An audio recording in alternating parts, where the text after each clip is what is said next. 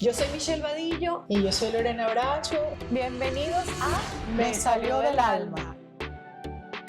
Invitados Que comparten su alma, su vulnerabilidad y su verdad. y lo haremos combinando conversación, energía y astronomía védica. Para conocer un poco más a fondo del alma de cada persona que se sienta aquí con nosotros. Esto es Me salió del alma.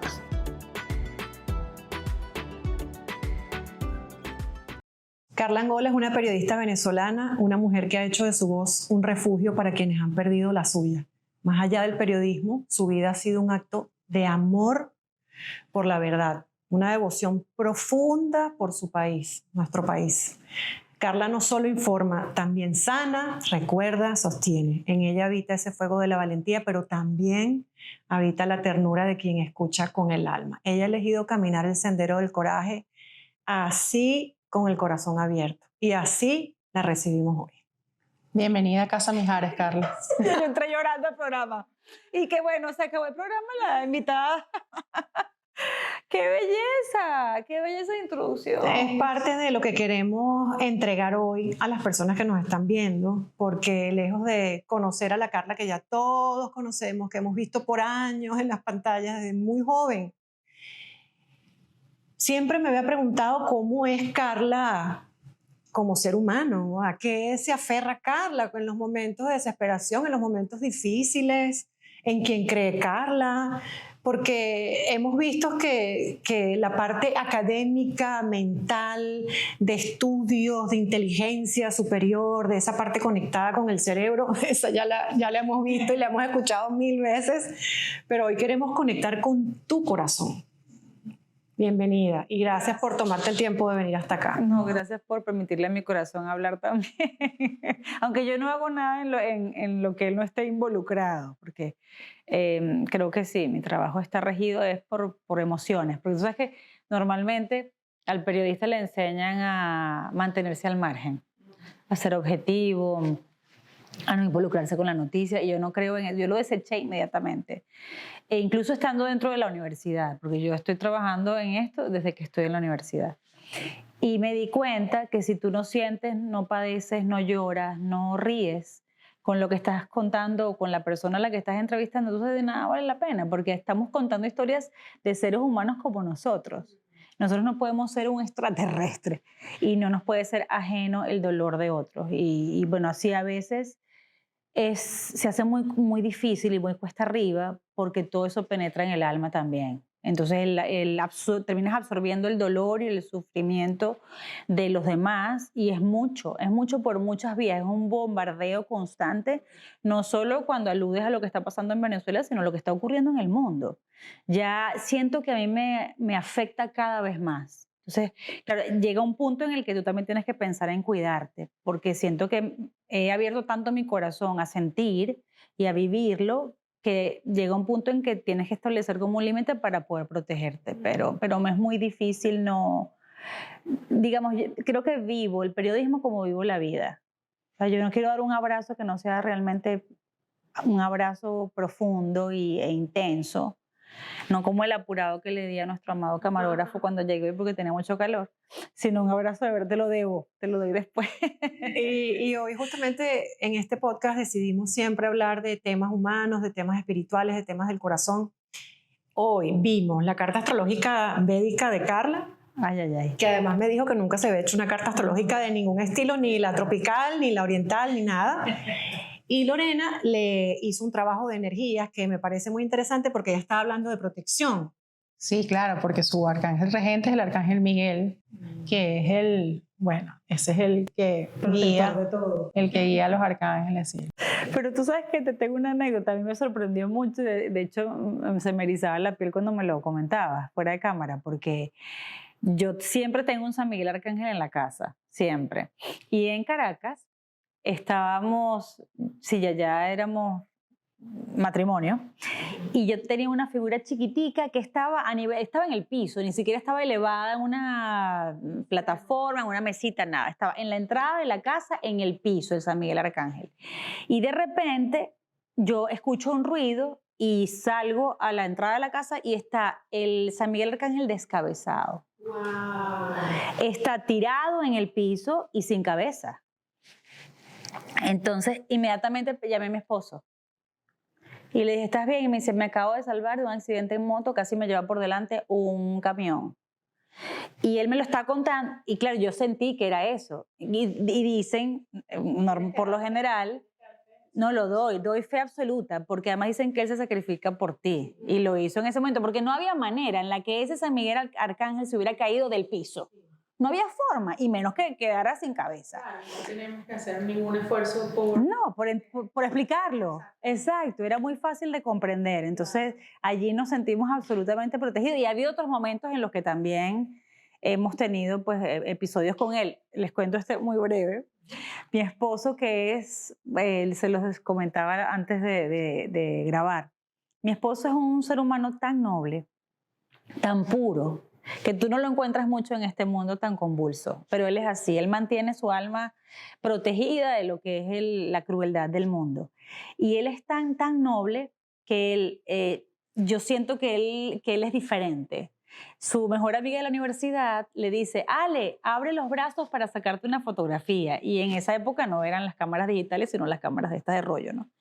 Y ella le saca la fotografía y cuando la revelan, él aparece con los brazos abiertos y se ven alas aquí, de lado a lado. Yo les voy a mostrar, les voy a dar una fotografía para si quieren la incluyen aquí. Alas, o sea, son alas. Porque él me lo dijo, él me dijo, ¿qué ves tú en esta fotografía? Yo dije, alas. Alas. Yo siempre le he dicho a él que él me lo comentó porque yo le dije cuando lo conocí que él era mi ángel. Y le dije, mi amor, es que tú eres un ángel. Y son alas. Tú ves las plumas de las alas. O sea, es una cosa muy impactante. Y bueno, yo siento que esa conexión está allí. Y les cuento esto es porque es su manera de comportarse frente a la vida. Y creo que sí, que él tiene una conexión diferente, que tiene una protección distinta. Y que te hace un acoplo a ti. Un absoluto balance en mi vida, porque yo soy desbordada, yo me desbordo de manera permanente en cuanto a emociones, en cuanto como que me estreso, tengo ansiedad constante y él es como que mi equilibrio. Claro. Él es como la calma que pone todo en su lugar de nuevo. Qué bonito. Pero sí les hago esa referencia porque yo le he dicho siempre a él que él es un ángel y la verdad es que cada vez que yo he comprado alitas de algo, unas alitas para el adorno de Navidad, siempre las alas, incluso un adorno que él trajo que es como estos del viento, de Colorado, que lo trajo para la casa, todas las alas que hay en la casa, una se parte. Siempre se parte un ala de todo lo que compramos con alas. Ya yo no compré más nada con alas, ¿no? Pero no adrede, sino que simplemente dejé de comprar.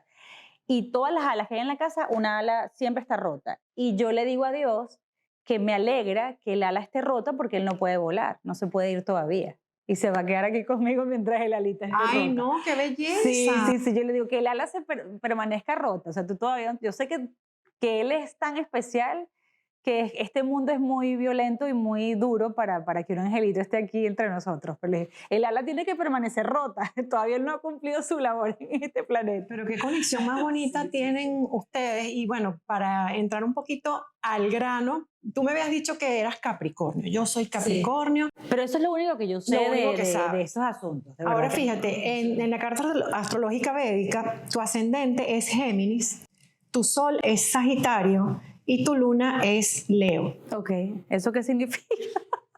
No te voy a explicar tu sesión de carta astrológica védica delante de todo el mundo porque hay que mantener un poco también la privacidad tuya. Pero las energías que te acompañan. Que te acompañan y que manejamos en esta conversación. Okay. Entonces, una de las cosas fundamentales que vamos a conversar aquí hoy va a ser tus raíces. Okay. Porque nosotros, más allá de hablar de los planetas y de los signos, en la astrología védica hablamos de las estrellas, venimos de ellas.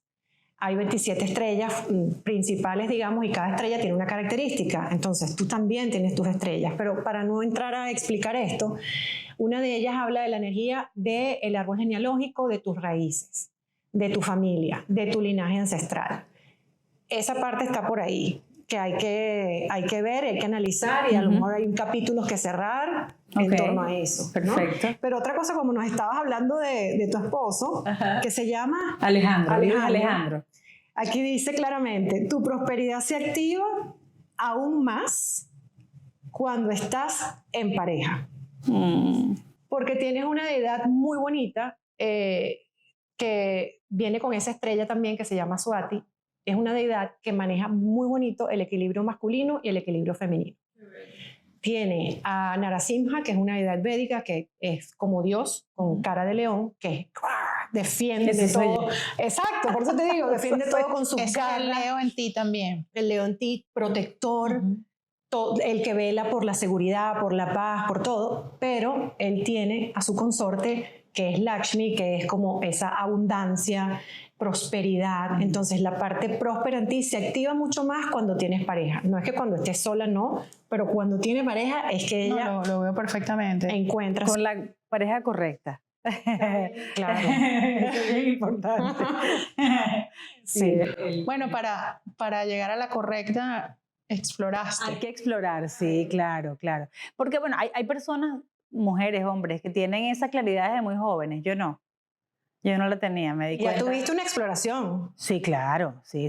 Pero me di cuenta que yo no sé si es que no te conoces suficiente o no crees, a esa edad, me pasó a mí en la juventud, que yo no sabía lo que me merecía. Bueno, lo que pasa es que uno va cambiando. Claro. Obviamente, no solamente con el paso de los años, sino las experiencias. Vas cambiando, pero vas acumulando más amor propio. Absolutamente. Y eso es fundamental. Absolutamente. Porque al principio las malas elecciones es porque no te quieres. Esa es la realidad. Qué bonito. Porque Sí, te conformas con menos de lo que te mereces. en la conversa anterior estábamos haciendo toda esa exploración de cómo el fracaso y el triunfo va de la mano del mérito, el mérito propio. ¿Sabes que qué uno pasa? siente. Que el amor, yo entendí después que nuestro amor no es perfecto, obviamente, ¿no? Tenemos, como todos los seres humanos y todas las parejas, claro. tenemos nuestras debilidades, pero igual es perfecto.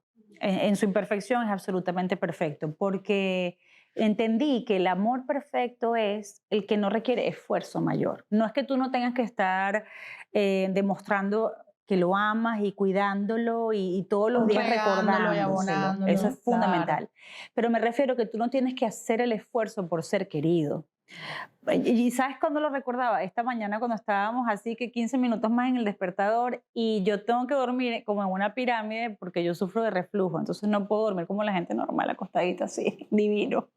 Pero en las mañanas ya yo me permito como que ponerme en el pecho de mi esposo, sobre todo cuando suena el despertador y esos 15 minutos que nosotros nos tomamos para un ratico más, me acosté en el pecho y dije, entonces me acosté en su pecho y me acurruqué en su cuello y así lo apachurré y yo digo, lo que pensó mi cerebro fue, es que yo no tengo ni que explicarle qué es eso y él no me lo rechaza y yo puedo ser yo, absolutamente yo. Y si un día lo quiero mapuchar y si un día le quiero dar un beso en la mejilla y un día lo quiero espelucar y lo quiero agarrar y no sé, ir por la espalda y no hay sobresalto, ¿sabes? Yo puedo ser genuinamente yo en las demostraciones del amor que quiero tener con él y él igual conmigo. Entonces entendí que ese es el amor perfecto, el amor en el que tú puedes ser absoluta y plenamente tú. Muy bonito. ¿Y cómo confiar en esa segunda oportunidad que te da la vida? O sea, ¿cómo te abriste el corazón de nuevo para volver a casarte? ¿Sabes qué pasa? Que no quiero entrar en detalles de mi primer matrimonio porque por Respeto hacia esa respeto persona. hacia él, ¿no? Sí. No estamos hablando de él, estamos hablando de ti. Sí, no, pero digamos que no quiero entrar en esos detalles porque en verdad yo no sufrí al separarme, ¿sabes? Gracias a Dios, yo sé que hay parejas que sí lo sufren y quizás por eso me fue, porque yo me di cuenta desde el principio que allí no era donde yo tenía que estar, pero se prolongó por 7 años, entonces imagínate tú, ¿no? Lo sabías desde el principio, pero igual te quedaste El ser allí. humano va dando largas Sí. y largas hasta que la vida Exactamente. te dice knock knock. Pero fue en paz, o sea, la separación ya cuando tú realmente quieres darte el permiso de vivir lo que tú quieres vivir, dices ya no más y se cierra esa puerta, pero se cerró en paz, yo no sufrí y él tampoco sufrió, o sea, yo creo que ese es como el final, el mejor final que puede tener cualquier historia de amor, pero que no va a prosperar. Entonces, me pasa que cuando yo hablo de Alejandro, yo no recuerdo mi pasado. No es que no lo recuerde, porque todo eso me trajo a ser la mujer que soy hoy y espero yo que la mejor versión también para él. que yo digo, gracias a Dios que yo me encontré con él, con esta yo, que esta que soy yo ahora, porque la Carla de antes no lo hubiera reconocido. No lo hubiera podido reconocer y me hubiera perdido de esta maravilla. Y yo lo reconocí inmediatamente. Bueno, él va a decir que no, y es verdad. Quizás no inmediatamente, pero muy rápido. Porque yo me confundí por un momento y miré hacia otro lado y me duró poco. Y cuando sabía que esto no iba a funcionar, inmediatamente mi cerebro dijo, es él, mi cerebro. Mi corazón todavía como no había tenido el tiempo suficiente para amarlo. Pero mi cerebro dijo, es que es él. Y mi cerebro fue más astuto que el corazón, actuó más rápido y se arrastró el corazón y fue inevitable que los dos se conectaran en algún punto. Y yo recuerdo que dije, es que es él. Y me levanté así, hablando con mi hermana en España, y le dije, es él, siempre ha sido él. Desde el primer minuto que yo lo conocí, es él. Y mi hermana, estás loca, estás medio chiflada, porque yo estaba el día anterior hablando de esta otra relación que estaba dejando y estaba como triste porque dije, ya a esta edad, y entonces, ¿será que yo no tengo un futuro en pareja? No va a ser posible tener una pareja estable, eso no va a ser posible para mí. Y al día siguiente le dije, claro, lo que pasa es que estoy mirando para donde no es. Tenía la mira un poco desequilibrada, mal calibrada. Y entonces lo miré y lo descubrí y claro, le hice una cacería porque lo había intentado, pero él había desistido. Y yo persistí y le dije, no, es que sí, les voy a contar esto porque creo que eso lo define un poco. Él me había invitado en medio de lo que había sido, no sé, unos encuentros de un grupo de amigos. En algún momento me invitó a comer un helado. Y yo en ese instante que estaba en un mundo muy distinto en el que estoy ahora, era un mundo periodístico, político y se bebía mucho whisky. Y yo recuerdo que tenías que ir a una reunión y te tenías que tomar un whisky y yo me acostumbré a eso. No mucho, pero me tomaba mi whisky social. Y en esa época cuando él me dice, vamos a tomarnos un helado, le digo, no chicos, ¿será un whisky? Le digo yo, helado, ni qué helado. Me pareció como tan inocente aquello que yo sé, ¿qué whisky? ¿Qué helado? O sea, yo quiero un whisky, vamos a tomar un whisky. O sea, algo más como sabrosito, pues. Y cuando yo recordé, o sea, cuando me di cuenta, entendí, asimilé que era él, yo le escribí, lo primero que le escribí fue, ¿sabes qué? Me quiero ir a tomar el helado contigo. Y ahí yo me di cuenta que es que él era lo que yo realmente soy, que todo esto era un mundo tan distinto al mío, que yo tenía que estar en un mundo en el que no me pertenecía, en el que todavía tengo contacto, en el que todavía trabajo, pero siendo yo, ya no adaptándome a ese círculo o a ese ambiente, sino que puedo ser yo y puedo defender lo que soy yo en el ambiente que sea. Y él me permite hacer eso. O sea, él me ayudó a reencontrarme conmigo, con mi inocencia, con lo soquete que soy, lo galla que soy. Porque en el colegio además me estigmatizaban mucho con eso de que yo era galla porque era la menor del colegio, hija de la maestra, vivía en La Pastora. O sea, todas las condiciones como para que me rechazaran y me hicieran bullying. Y eso me hizo sufrir por muchísimo tiempo. Y ahora no hay nada que me haga sentir más orgullosa que esas características que siguen estando en mí. Yo sigo siendo la Carlita de 6 años que entró al Cristo Rey de Altamira con todas esas condiciones. Y ojalá ojalá uno tuviera tan temprano como la capacidad de darse cuenta de que eso te hace único, te hace diferente y que además debes sentirte orgulloso de eso. La medicina para tu malestar es aceptarte. Es aceptarte y eso es lo que, y además, eso es lo que me ha hecho a mí ser una mujer sensible y no hay nada que me enorgullezca más que sentir todo lo que me pasa en la vida, o sea, sentir cuando estoy conversando con alguien, aprender a ver belleza en el otro, aprender a ver bondad en el otro, aprender a distinguir la maldad o el interés.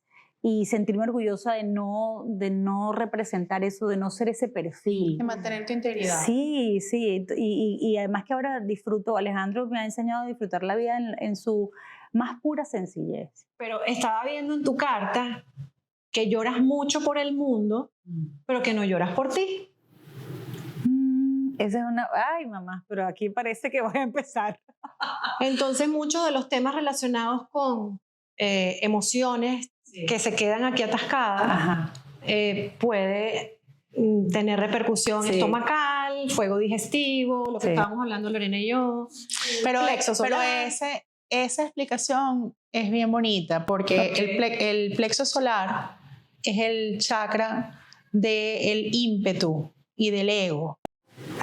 Pero el ego tiene esa ambivalencia de cuánto te quieres tú, cuánto te excedes queriéndote tú, que el impulso, y no es casualidad que estamos hablando de que eso conectado con el chakra de las emociones, cuando no lo tienes nivelado, sí, en equilibrio. En equilibrio, pero el equilibrio no parte de una circunstancia ideal, parte de que tú tengas identificado cómo te puede afectar. La pregunta directa es, ¿lloras? ¿Lloras esas emociones? ¿Salen esas emociones en algún momento? ¿O tú estás todo el tiempo acumulando y acumulando y acumulando y acumulando hasta y se siguen acumulando hasta que llega un momento en que obviamente se representa en enfermedad física? Porque sabemos que eso es energía que entra a tu cuerpo, pero tiene que salir. Tú sabes que, a ver, mi mamá era súper llorona. Es decir, ella lloraba. Ella estaba echándote un chiste y se reía y terminaba llorando, pero llorando de tristeza de repente. Mi mamá vivió muchas cosas, pues, pero eso que yo veía en ella, yo siempre le decía, ay, mamá, deja la lloradera, mamá, no llores tanto, mamá. Yo decía, yo no quiero llorar, yo no quiero ser llorona. Bueno, mi mamá murió y sabes quién heredó todo, ¿no? Claro. Y a mí y como que yo me di el permiso de llorar, porque ya me di cuenta que eso no era negativo, ni era... No te sea menos valiente. No, pero a ver, pero sí creo que me limito a drenar lo que yo siento. Yo sé que tengo traumas allí en el alma, y eso en el se corazón. Refleja en esos chakras que claro estamos hablando. Pero yo estoy consciente de ellos. Y lo que les quería contar, porque es como... conmueve, pero al mismo tiempo escuche, porque mi papá, como mi mamá lloraba tanto, mi papá le decía Pillín, pues le decía Pillín, no le decía Isaura, sino que le decía Pillín. Pillín, tú sufres. Le decía, pero como con amor, así como con la ternura de Pillín, tú sufres. Entonces ahora, cada vez que yo lloro, mi esposo me dice, mi vida, tú sufres, imitando a mi papá. Pero yo sí he notado que hay temas que yo sé que no he llorado suficiente. Por ejemplo, mi papá, que era el amor de mi vida, fue una relación difícil en la infancia porque mi papá era de dar correazos, pues, y tenía un carácter muy, muy fuerte.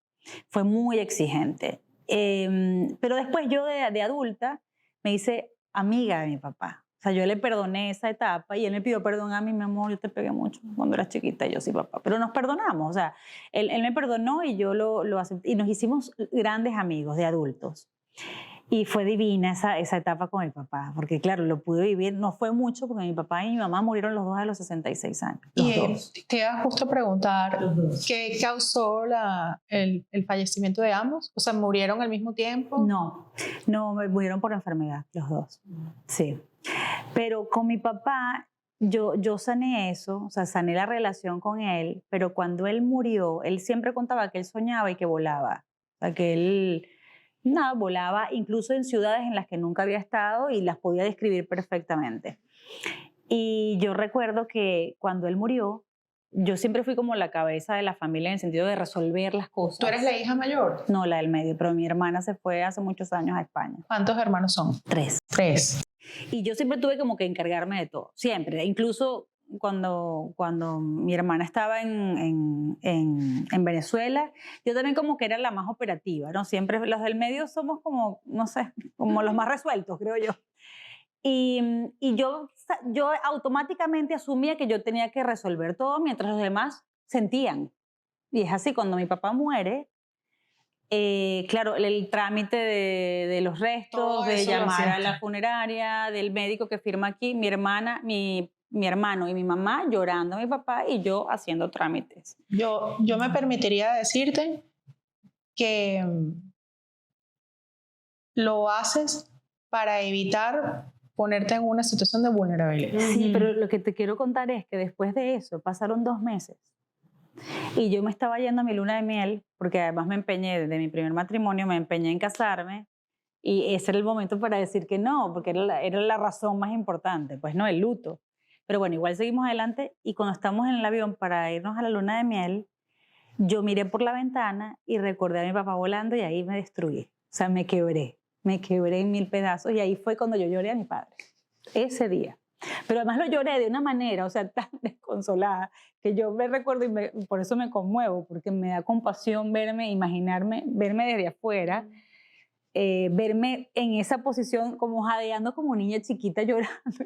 Y él no sabía, yo no lo podía explicar, porque estaba como botando Era todo muy lo que yo abstracto, no pude claro. de llorar en el momento en el que tenía que verlo llorar. Que eso tenías un muro de contención ahí, claro. Exactamente, pero claro, no fue incluso ni siquiera premeditado, No, fue no, algo no. que me tocó hacer. Pues. Nunca lo es. Exacto, y siento que yo tengo, eso igual me da tristeza porque bueno, mis padres obviamente fueron muy importantes y se fueron muy jóvenes, pero también el tema de los hijos, de no haber podido tener hijos. Esa parte, ¿cómo También. está? Esa parte Está ahí es bien conmigo, interesante. Es bien interesante porque habla en la carta astrológica de si has trabajado pues ya como la aceptación o la creatividad. Bueno, sabes que el otro día lo estaba hablando me pega bastante cuando estamos en un grupo en el que todo el mundo tiene hijos, ¿no? No porque me sienta mal, porque yo no los he tenido, sino porque no eres parte de la conversación. O sea, no hay manera en la que tú puedas saber lo que se siente o sentir o, ¿sabes? Esas experiencias no las hemos podido vivir mi esposo y yo, ¿no? Y no son cualquier experiencia, o sea, no es como cuando tú sientes envidia por alguien porque, no sé, tiene una casa más grande que la tuya, no es eso. No tiene nada que ver con eso. No tiene nada que ver con la envidia, es decir, es como yo decía. Como un vacío, una añoranza. Una añoranza. Sí, y ya como que le cambió el concepto, porque es como, yo escribía una oportunidad el Día de las Madres, que decía que cada vez que alguien me preguntaba en esa época por qué yo no tengo hijos, era como si se abriera la tierra, ¿no? Pero cada vez que yo veía a mis amigas, a mi hermana, a mi sobrino, a mi mejor amiga con su hijo, y verlas a ellas como madres, el mundo se vuelve a recomponer, ¿no? Se vuelve a sellar la herida. O sea, como que mi herida se sella viendo lo hermoso que es el ejercicio de ser madre en otras mujeres cercanas a mí. Pero me di cuenta en el tiempo reciente en una conversación en la que todo el mundo estaba hablando de los hijos, que se fue para la universidad, que sí tengo 3 niñitos, y entonces ella tenía 3, 2, 1, así de esas edades, porque habían adoptado a la más chiquita. Y nosotros lo hemos pensado, en algún momento lo hemos pensado, pero allí concluí que mi esposo siempre me insiste, pero vamos a adoptar. Y me di cuenta allí conversando con mi manager que estaba a mi lado, no sé por qué me puse a hablar con ella y le dije, ya acabo de entender por qué yo no he dado el paso como para ser mamá, porque yo hice un tratamiento de fertilidad y más nunca quise hacer ninguno. Porque tampoco es que lo intentamos, ¿sabes? No es como parejas que hacen 15 tratamientos y al final todas lo logran. Y que es también un proceso bien duro, ¿no? Pero yo lo decidí no hacerlo porque no le quería hacer ese daño a mi cuerpo, ¿sabes?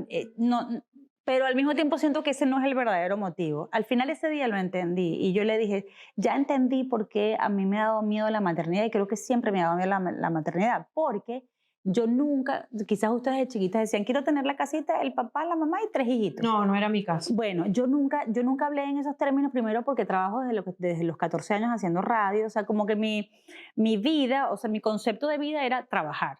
No la familia, los hijitos, sí la pareja, sí una pareja, un novio, tal, pero no la familia Telerín. Entonces, ahorita, en esa cena, yo le digo a ella, yo creo que ya entiendo, o sea, buscando dentro de mí, me fui a una habitación en mi cerebro y en mi corazón que no había explorado antes.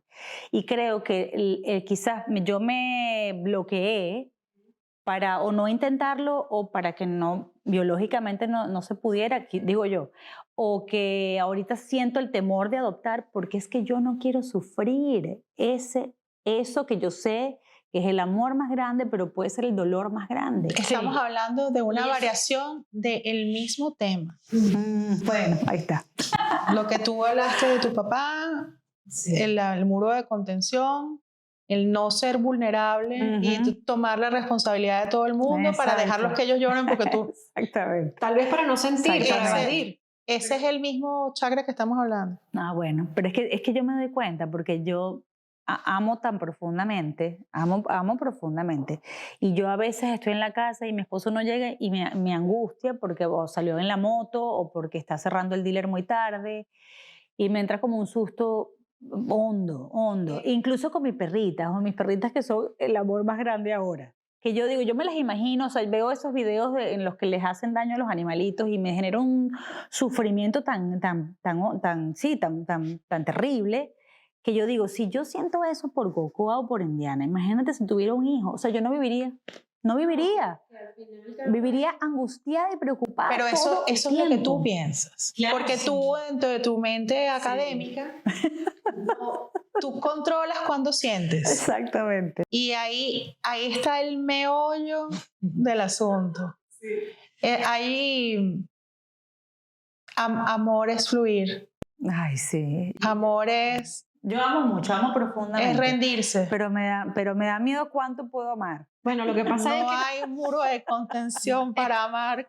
es un trabajo del corazón que hay que hacer, que Sí, es muy sí, profundo sí. y se dice fácil, pero no es fácil. Y más cuando has perdido a tus padres a tan temprana edad, obviamente el miedo más grande del ser humano es el miedo a la trascendencia, es el miedo a la muerte. Entonces, obviamente, eso es lo que hay que trabajar, ese miedo a morir. Ella tiene miedo a querer. Ella Tengo tiene miedo miedo a a querer. sentir. Pero está fundamentado en Tengo ese miedo a miedo a perder el amor. A perder el a control. bueno, y también el control, obviamente, pero es ese miedo, el miedo a perderlo, a perder un Ese hijo, es... a perder a la pareja. Sí, sí. ¿me Pero entiendes? fíjate que con mi esposo yo puedo amar de manera desbocada. O sea, con mi esposo yo puedo amar de manera desbocada. Pero fíjate lo que dijiste en un principio, como que no, que todavía no es tu tiempo, que la lista, que te quedes, que todo, yo sé que Eso vas a partir, sí, pero eso sí. todavía no. Eso sí. Está ese miedo ahí Es el latente. mismo discurso. Es el mismo, ¿verdad? Tienes que Le estoy soltar. dando Vueltas vueltas y en vueltas. círculo. Ajá. Bueno, y tienes una capacidad de análisis que de verdad me llama la atención, porque cuando analizas espacios o sea, cuando haces como una catarsis, llegas a ese espacio por corazón, por intuición. No llegas a ese espacio porque académicamente cumpliste un método científico que te llevó ahí. No, yo soy súper desordenada, fíjate, que es una gran contradicción. Pero, qué bonito, pero es que tienes tanto control de tus emociones que sin darte cuenta esa válvula se cierra o se abre según cuánto estés dispuesta a ser vulnerable, ¿no? Yo también lo conecto ahí con el bullying de niña. Porque también eso, yo ahí no tenía control, yo no podía controlar, yo lo que sentía sentadita en mi pupitre era como si yo soy una buena niña, yo soy una buena niña y estudio y además tengo mis amigos de la infancia desde que mi mejor amiga es mi mejor amiga desde que tenemos 6 años. Y así, mi círculo fuera del colegio, pues en los que había quizás no había una coincidencia ni de ingreso económico, ni de lugar, lugar de vivienda, de residencia, pero yo tengo mis amigos de la infancia. Yo decía, ¿cómo es posible que aquí me quieran tanto y aquí yo no pueda penetrar, digamos, y ser parte del grupo? Entonces, Pasa como que- no tenía el control allí, me hizo sufrir muchísimo. Pero eso es la muy verdad. lindo porque Mucho. tenemos desde que llegaste a la casa explorando el mismo tema que me encanta. O sea, es un ejercicio lindo porque tú rápidamente puedes empezar a unir los siempre lo puntos hago. en una conversación. Pero es que tú sabes que yo he ido pocas veces al psicólogo, pero he tenido que ir. Se los comentaba que como he trabajado con mucho dolor y mucho sufrimiento de personas quienes han vivido tragedias humanas, Necesitas las sí, herramientas. tenía que eso drenarlo. Y además una de esas personas, una de esas víctimas fue la que me lo sugirió. Y ese psicólogo en algún momento, yo le estaba contando algo sobre mi padre o algo doloroso pues en la vida. Y de repente, entre lágrimas, me empecé a reír. Y él siempre me lo reclama porque me dice, tú no quieres llegar al fondo. Llega al fondo, toca al fondo, no te sales. No te sales. Es lindo es lindo ser vulnerable. Sí, es sí. un ejercicio. Yo me puedo identificar en varios puntos contigo. Es difícil soltar el control cuando estás acostumbrada a tenerlo. Sí. Porque además uno justifica todos los puntos del control, ¿no? Porque estás cuidando, porque estás protegiendo, porque el otro no puede. pero... Tengo que poder yo. Exacto. Pero todo va... Hay varios temas ahí que me gusta contigo, pero todo va de tu amor propio. Sí. O sea, los 360 grados del amor es el que recibes tú de ti misma, el que das. No hay tal concepto como un amor desbordado. O sea, seguramente Riley haría una caricatura muy linda con eso, pero el amor es una vibración. No puedes explicar cómo es el amor. Ni tampoco ponerle límites. No, obvio, claro. no, Claro es una que vibración que es un toroide energético. que fluye. Que ya. fluye. Pero desde que explicaste el concepto de cómo elegiste que tu esposo era el hombre indicado, Lo dijo en la cabeza. estás tratando de racionalizarlo.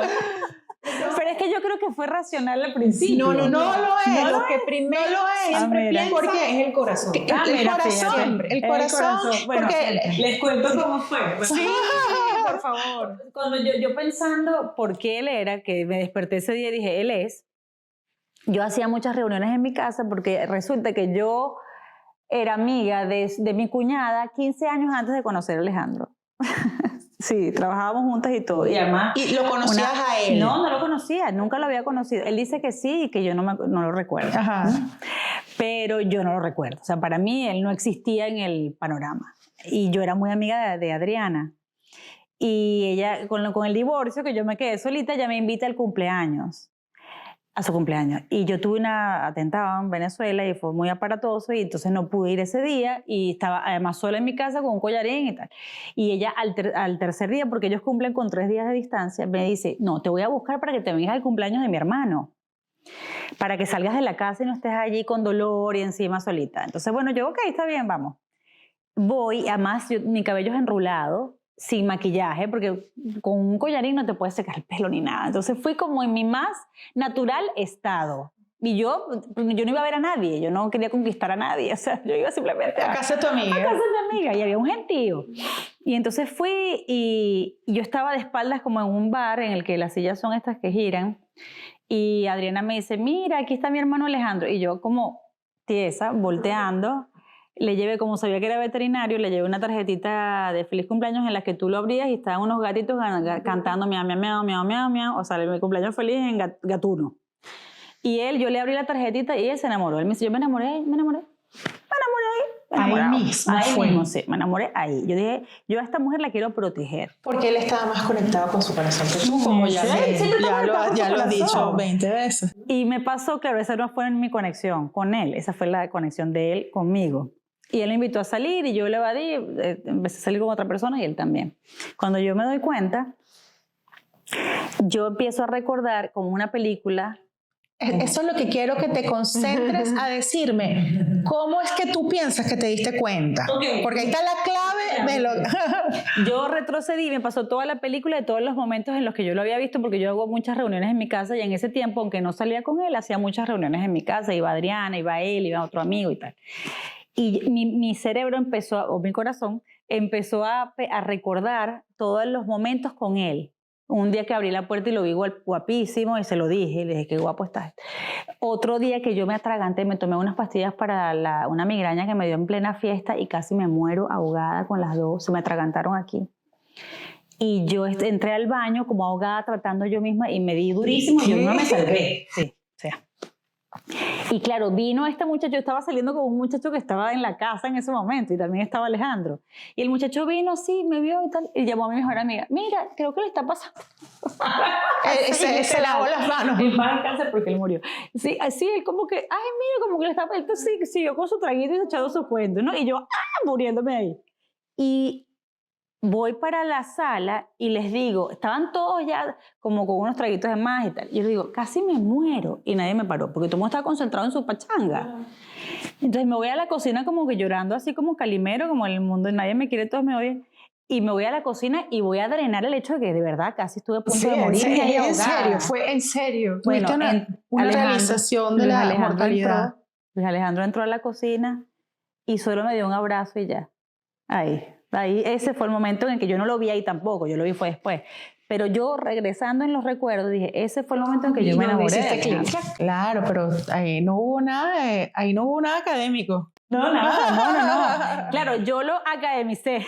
Exactamente. Porque eso es lo que tú haces. Sí. En el buen sentido de la palabra. Trato de ponerlo en lo racional para proteger lo que tú piensas que te va a afectar Pero también he entendido con el pasar de los años, que ya son bastantes, que no vale la pena razonar nada. No, y no estoy haciendo una crítica para que sepas. Lo que estoy es como poniendo la información no, y me parece bien. A la vista. Sí, me la estás como, me estás haciendo el organigrama. Porque va por aquí, va por allá, sí, por allá, sí, ¿no? Sí. Es que no vale la pena vivir nada de lo que tú no sientas apasionada. Y la vida es muy efímera, Carla. Claro. O sea, es hoy. Yo a veces veo a mi esposo entrar y le doy un abrazo y digo, te amo, y lo abrazo profundo. Mi vida, te amo. Y todo el tiempo ahí los escuché hablar, qué bonito, de verdad eso, que a cada rato se decían, te amo. Bueno, te porque amo, hay una elección, que eso es la diferencia entre la primera y la segunda. Pero me da risa porque a veces nosotros discutimos por las estupideces de la vida, gracias a Dios no discutimos ni por valores, ni por planes de vida, nada que sea trascendente, pero bueno, por una pasta de dientes mal puesta una pareja se puede divorciar, o sea, bueno, no se puede como dice mi terapeuta, y hablando de la terapia, que también es súper importante, ese detalle todos los días por 20 años, Mella.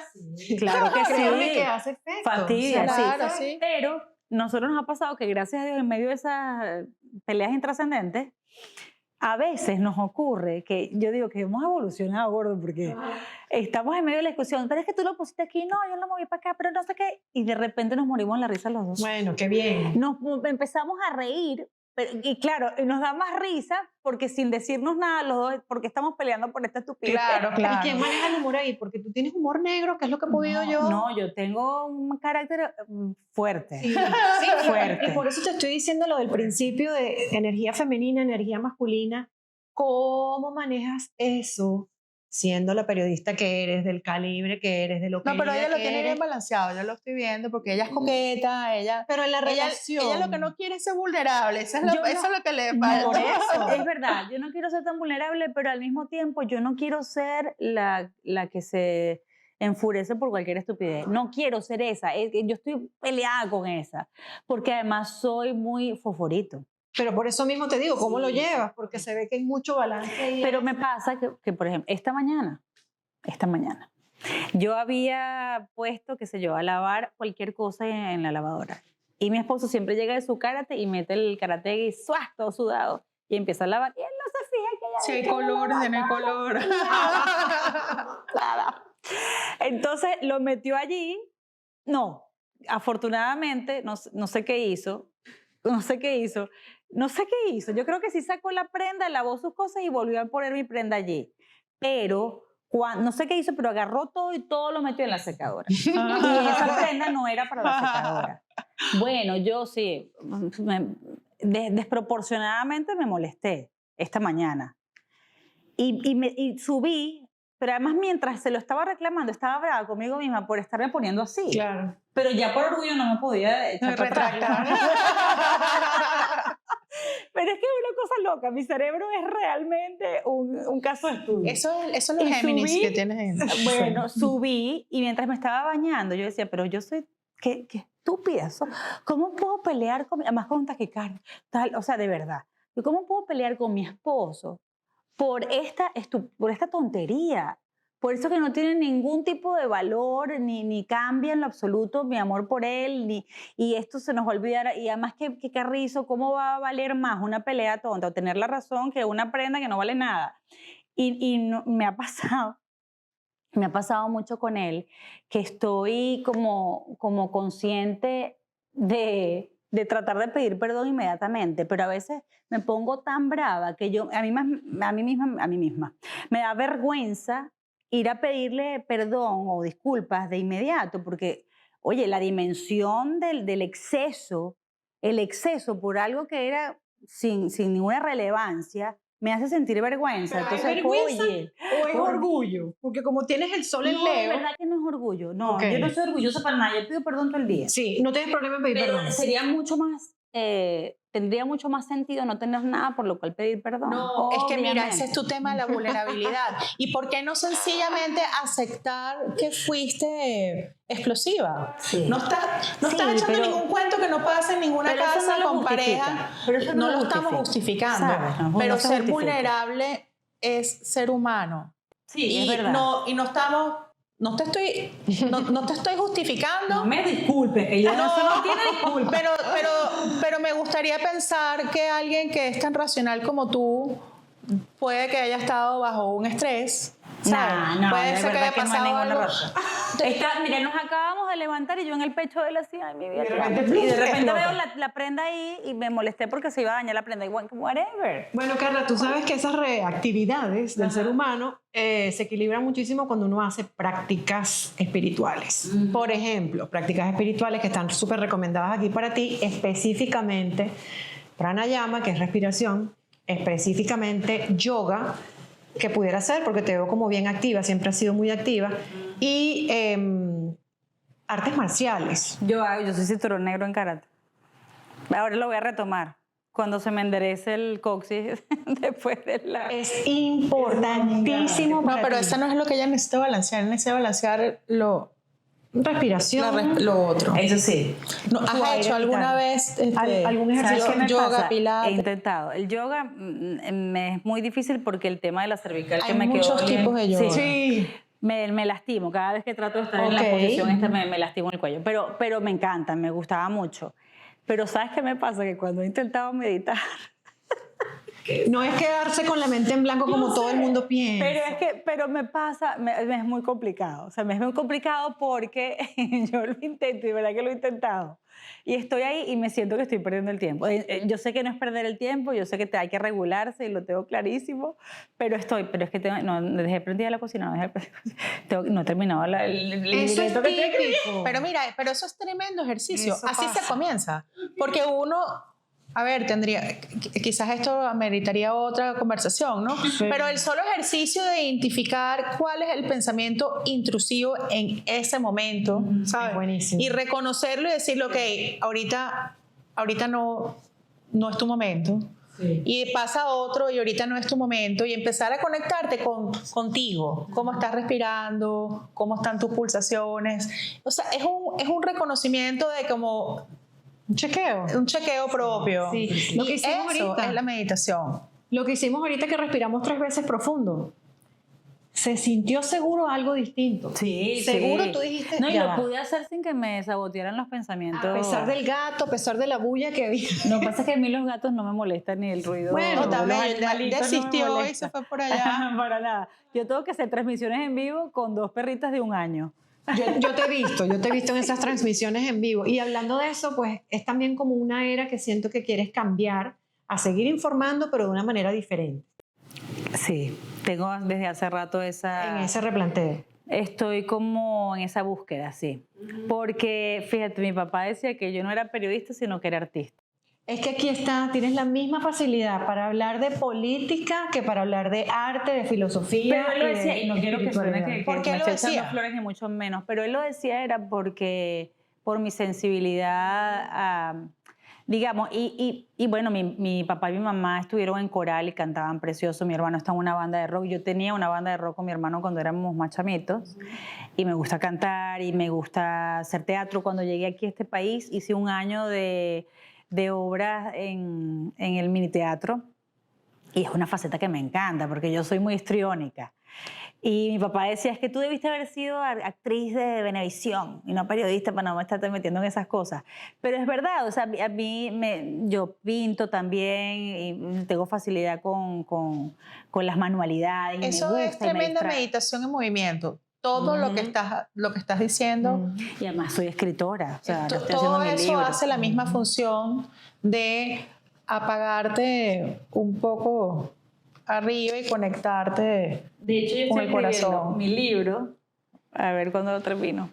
Y es un poco un desahogo de las cosas que he vivido y las lecciones que he aprendido de las cosas que he vivido. Pero sí, siempre va a estar atado a mi oficio.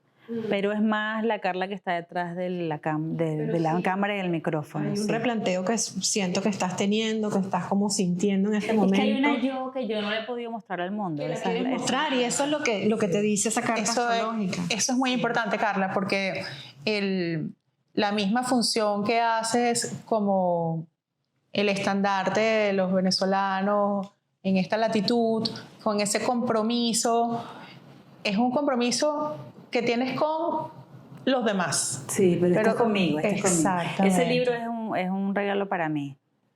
Para mí, porque eso que conversábamos, quizás todas las cosas que yo no he llorado las voy a poder drenar allí escribiéndolo. De hecho, cada post que yo hago de mi vida personal, o esto es el Día de la Madre, o cuando hablo de mi esposo, o cuando se murió mi perrita, o cuando hablo de mi madre, todo eso, hay un ejercicio de drenar muy hondo en mí. Yo estoy horas, además que ni siquiera lo escribo corrigiéndolo, es como que una musa viene. Un vacío. Hay momentos en los que mi cuerpo me pide botar, y por lo general se traduce en un texto lleno de amor, el amor muy hondo, muy profundo, y eso me pasa, es una cuestión, una necesidad que tiene mi cuerpo, y eso es algo que me lo avisa y me lo dicta. O sea, ni siquiera es algo que sale conscientemente de mí, de verdad. Yo sé que suena un poco extraño, pero es que el texto se escribe solo, ya eso está en mí. Esa es tu intuición, ¿oíste? O sea, ese es cuando el cuerpo te avisa. Sí. El cuerpo a uno le avisa todo. Y cuando no prestas atención, sale una enfermedad autoinmune, sale una enfermedad por acá. Hasta un resbalón. Eso te iba a decir, un resbalón. Bueno, tú sabes que ese resbalón es uno de los que me resbalé hace 2 meses porque estábamos remodelando el piso de la casa, y es el dolor más intenso que yo he sentido en mi vida. Físico. Físico, sí. Y yo me he operado varias veces, pero ese de verdad es el dolor más agudo que yo he podido sentir, que todavía lo recuerdo y todavía queda un rezago allí porque eso tarda meses en sanarse completamente. Y hay personas incluso que duran años con ese recuerdo allí en los huesos. Pero ese golpe, yo se lo estaba describiendo a mis productoras, porque yo les decía, yo que razono bastante, ¿no? Y yo me considero una persona inteligente. Entonces, yo no calculé, mi mente, yo tenía aquí a mi consciente y mi subconsciente. Entonces, el consciente estaba, no, chica, dale. El subconsciente es, dale, vale, que tú brincas eso y más. Y el otro ya, no, mira, ya, son 50, mira, ¿viste? Son 50. Adivina de qué chakra estamos hablando. El mismo chakra. Bueno, el mismo, pero esta de los 50 me decía, no, ya va, la rodilla de repente no te va a estirar suficiente, ya no es la misma elasticidad, mosca. Pero chica, pero dale, atrévete, tú todavía eres joven. El ¿Cómo no vas ímpetu a del pegar ese plexo brinquito? solar. Sí. Y lo brinco y me esguañingué. Pero además yo me imagino a Dios viéndome, que Dios dice, yo esperaba más de ti. O sea, yo por supuesto que esperaba más de ti. Yo me lo imagino a él como distraído, ¿no? Claro, en otras cosas, porque digo, no le voy a prestar atención a Carla, solo va a pegar un brinquito. O sea, eso ella lo puede hacer perfectamente. Ese fue el llamado de atención que te dieron, Carla. Bueno, no lo ibas a entender de otra manera. Dios, yo me imagino que estaba, no, dale, pues salta que yo me voy a ocupar aquí en otra cosa mientras tanto. Y yo me lo imagino a Dios, después viéndome porque no llegó a tiempo, porque no se imaginó nunca que yo lo iba a necesitar para eso. Entonces él lo que le dio tiempo fue meter la mano ahí un momentico para que yo no me terminara de fracturar el coxis. Pero yo me lo imagino a él como, ay, Dios mío, como dijiste, se esguañingó. Pero qué decepción, de verdad, pero al final yo le decía a mis productoras, las señales del cuerpo, y esto no necesariamente puede ser una señal del cuerpo, claro que sí, porque me obligó a parar. O sea, me obligó a parar y en seco. O sea, de la manera en la que tú no deberías parar. Tú deberías aprender a parar paulatinamente. Sí, pero como aquí no paramos ningún paulatinamente, entonces te lo mandaron así. Aquí me estrellé contra la pared de manera literal. ¿Pero qué salió de ahí? ¿Qué salió de allí? Salieron muchísimas cosas. Salió agradecimiento por no haberme partido y no haberme lesionado, porque estamos hablando de la columna, ¿verdad? Y de la médula. Y gracias a Dios, eso es un agradecimiento profundo, porque además mi mamá estuvo 8 años en silla de ruedas porque agarró una gripe, se le alojó en la médula y quedó paralizada de la cintura para abajo. De la nada, ni siquiera fue un tema de la columna como tal, fue un virus que se alojó allí. ¿Qué edad tenías tú cuando eso sucedió? Eso fue hace 15 años, puede ser. Ya era una mujer adulta. Pero fue, o sea, ella estaba esa mañana, mi papá le llevaba todas las mañanas el desayuno a la cama. Ella se comió su desayuno, se fue a parar, no se pudo parar. Porque se alojó allí y ya, y quedó en silla de ruedas hasta que murió. No murió de eso, murió porque no nos dimos cuenta que tenía una falla en el corazón, porque como no caminaba, una persona que tiene falla cardíaca camina y se cansa o tiene otros síntomas. Aquí era muy difícil verlo, sino cuando ya era grave. Pero les cuento eso es porque, primero agradecida por no tener una lesión, por seguir siendo yo, con un dolor allí, pero seguir siendo yo. Y lo otro también que me ayudó fue a recordar que tengo que estar en el tiempo presente. Es decir, yo estaba en ese momento, calculé mal y privó la brutalidad, lo primario de mi pensamiento. El ímpetu. Porque yo estaba pensando era en lo que tenía que hacer, a dónde iba a llegar. Entonces agarré todo de manera automática y no estaba ahí. Yo no estaba ahí pegando ese brinco. Yo estaba era en que el invitado no llegó, que no sé qué, pensando en lo que no había sucedido. En lo que iba a suceder media hora después, en lugar de estar concentrada. Preocupándote. Vamos a usar los dos dedos de frente para brincar esto como es. O no lo brinco, o lo piso y punto, y le digo mañana, perdóname, yo, Bob, el del piso, perdóname, te dañé el piso, pero si no me ibas a guañingar. Y eso es estar tiempo presente siempre. Es decir, yo estoy ahorita hablando con ustedes y yo se los aseguro que yo no estoy pensando en nada más. Yo estoy aquí. Eso es una energía, ¿viste? No lo logro todo el tiempo, pero... No, pero eso, cuando lo realizas, esa energía se llama momento presente.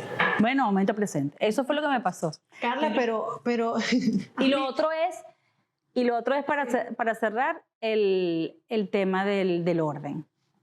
Porque yo estaba, yo suelo ser muy puntual, pero el tema del orden, porque si yo no hubiera estado apurada, porque no encontraba no sé qué, porque tenía que salir, porque salí muy justo, eso tampoco hubiera ocurrido. Pero una cosa que me llama la atención, Lore, y no sé si lo estás sintiendo, es...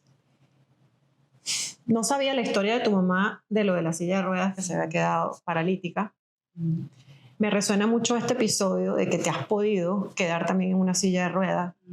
Me resuena mucho el episodio por la estrella que te estaba comentando, que hay algo ahí que tienes que sanar con mamá todavía. Sí, totalmente, porque yo vivo con ese temor, o sea, la enfermedad de mi mamá generó un temor en mí, ¿sabes? Decir, estas cosas pasan así de la noche a la mañana y le pueden ocurrir. ¿Tú te estás dando cuenta cómo te dejas invadir por esos miedos? Por los miedos. Yo soy muy miedosa, pero eso es otra cosa que hay que aceptar. Yo soy una gallina y también es heredado de mi madre. Mi mamá, estábamos en un avión llegando a Maiquetía y mi mamá le tenía miedo a todo. Y me agarró, yo estaba disfrutando por la ventana a ver el mar. Y mi mamá me agarró a terror y me lo transmitió. Y yo tengo terror a montarme en los aviones, igual lo hago por trabajo. Ya cada vez menos, estoy más consciente de que allá arriba ya estás y ya no puedes hacer más nada. Así que disfrútalo. Como dijo Mauricio Donel en una entrevista, una conversación que tuvimos, que dijo, el avión se estaba cayendo, ¿yo qué iba a hacer? Tomar fotos, era mi oficio, empecé a tomar fotos. Claro, ¿qué no, voy a total, hacer? me parece la mejor. Entonces yo digo, no es que me encante que se mueva mucho, pero ya digo, bueno, ya estoy aquí, Dios mío, protégeme, en fin. Pero eso me lo transmitió mi madre. Sin embargo, mi mamá tenía una dualidad que es la misma que tengo yo. Ella se desdoblaba también, porque mi mamá tenía temores a todo. Mi mamá estábamos en la Restinga y nos montábamos en la lancha y ella iba llorando todo el trayecto. Yo lo disfrutaba, pero ella iba llorando todo el trayecto, pero ya no dejaba de montarse en la lancha. ¿Y por qué lloraba? Porque le daba miedo, porque no sabía nadar. Entonces ahí voy a la otra. No sabía nadar, pero ella no se iba a privar, ella se podía quedar en la orilla, pero ella no se iba a privar de no vivir eso con sus hijos y con su esposo. Entonces eso es lo que me pasa a mí, yo tengo miedo, pero voy hacia adelante. Y ella lo primero que hizo cuando teníamos una edad, ahora ya los bebés empiezan a nadar más chiquititos, pero en ese momento cuando nos pudo meter en clase de natación lo hizo inmediatamente. Ella dijo, yo no quiero que ustedes vivan con el miedo que tengo yo a estar en el mar o en una piscina y a morir por no saber nadar. ¿Y cómo es tu relación con el agua? No me gusta, pero la verdad es que no me gusta por eso. A mí me encanta la piscina y me gusta el mar, pero en verdad aquí no me bañaría ni de broma en la playa por el tema de los tiburones, porque tener mucha información a veces no es tan conveniente. No es tan conveniente. Pero no, me gusta el mar, pero sí me abruma un poco. Pues Es un buen ejercicio para ti, Porque en el agua, así puede ser una piscina, en el agua no puedes tener tanto control. Ah, bueno, mira. Entonces eso de... Déjate fluir. o sea, por ejemplo, flotar, ¿sabes? Ese ejercicio es interesante para ti. Hay algo bien interesante que decirte, que es como la estrella que tienes de las cuantas que hemos visto. En tus vidas pasadas se sufrió mucho con el tema de mamá y papá. Esta carta védica te viene a decir, ahora es momento de disfrutar.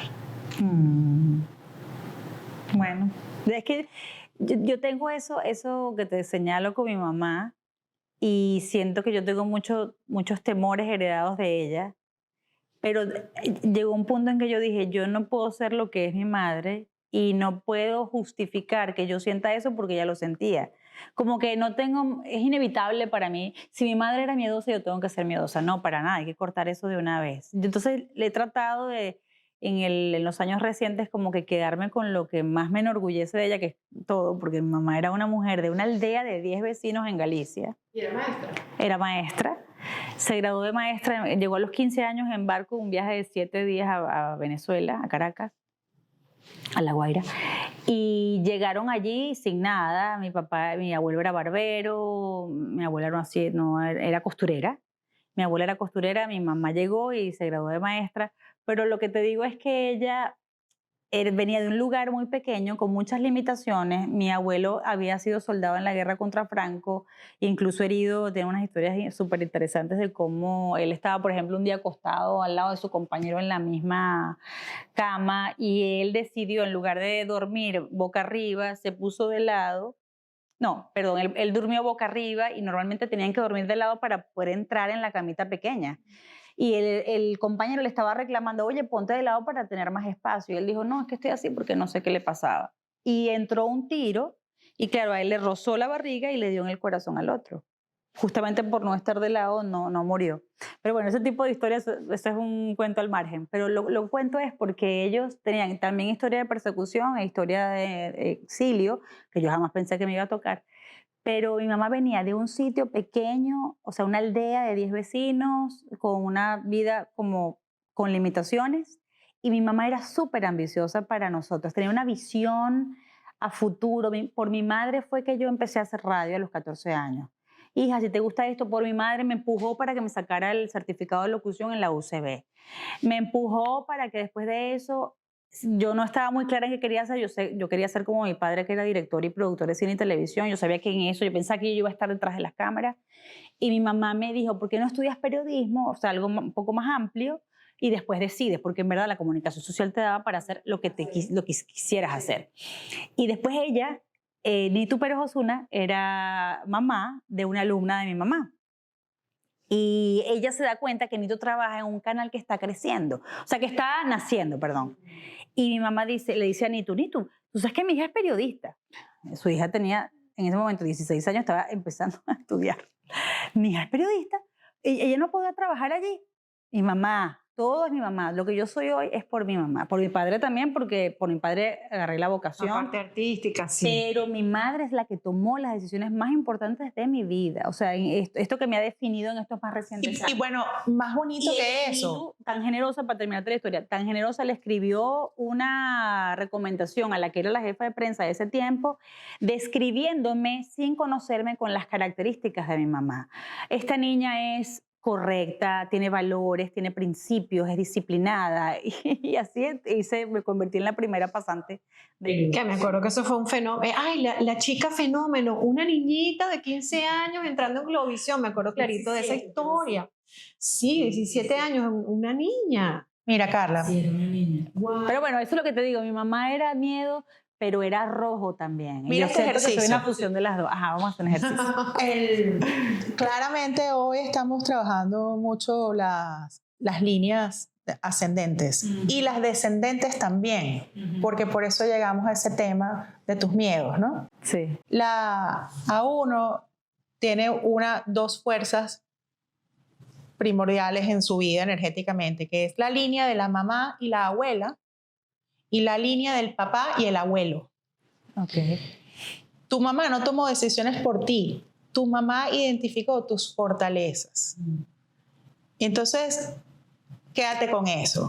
Como tú has identificado en ellas sus debilidades, mándales luz. Qué lindo. No, es un ejercicio porque eso está ahí y eso es de donde tú vienes, pero esa energía sigue fluyendo sin control, en el sentido de buena o mala, hasta que tú la identificas. Entonces, enaltece lo bello, reconoce lo que no quieres que siga descendiendo. Sí. Correcto. Porque realmente no te define. Tú no has identificado qué te estaba definiendo. ¿Entiendes el ejercicio? Sí. Igualito con tu papá. Eso que le salvó la vida a tu abuelo fue su intuición.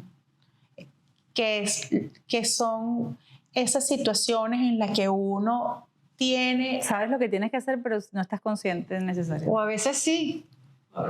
Depende de lo conectado que estés. Exacto.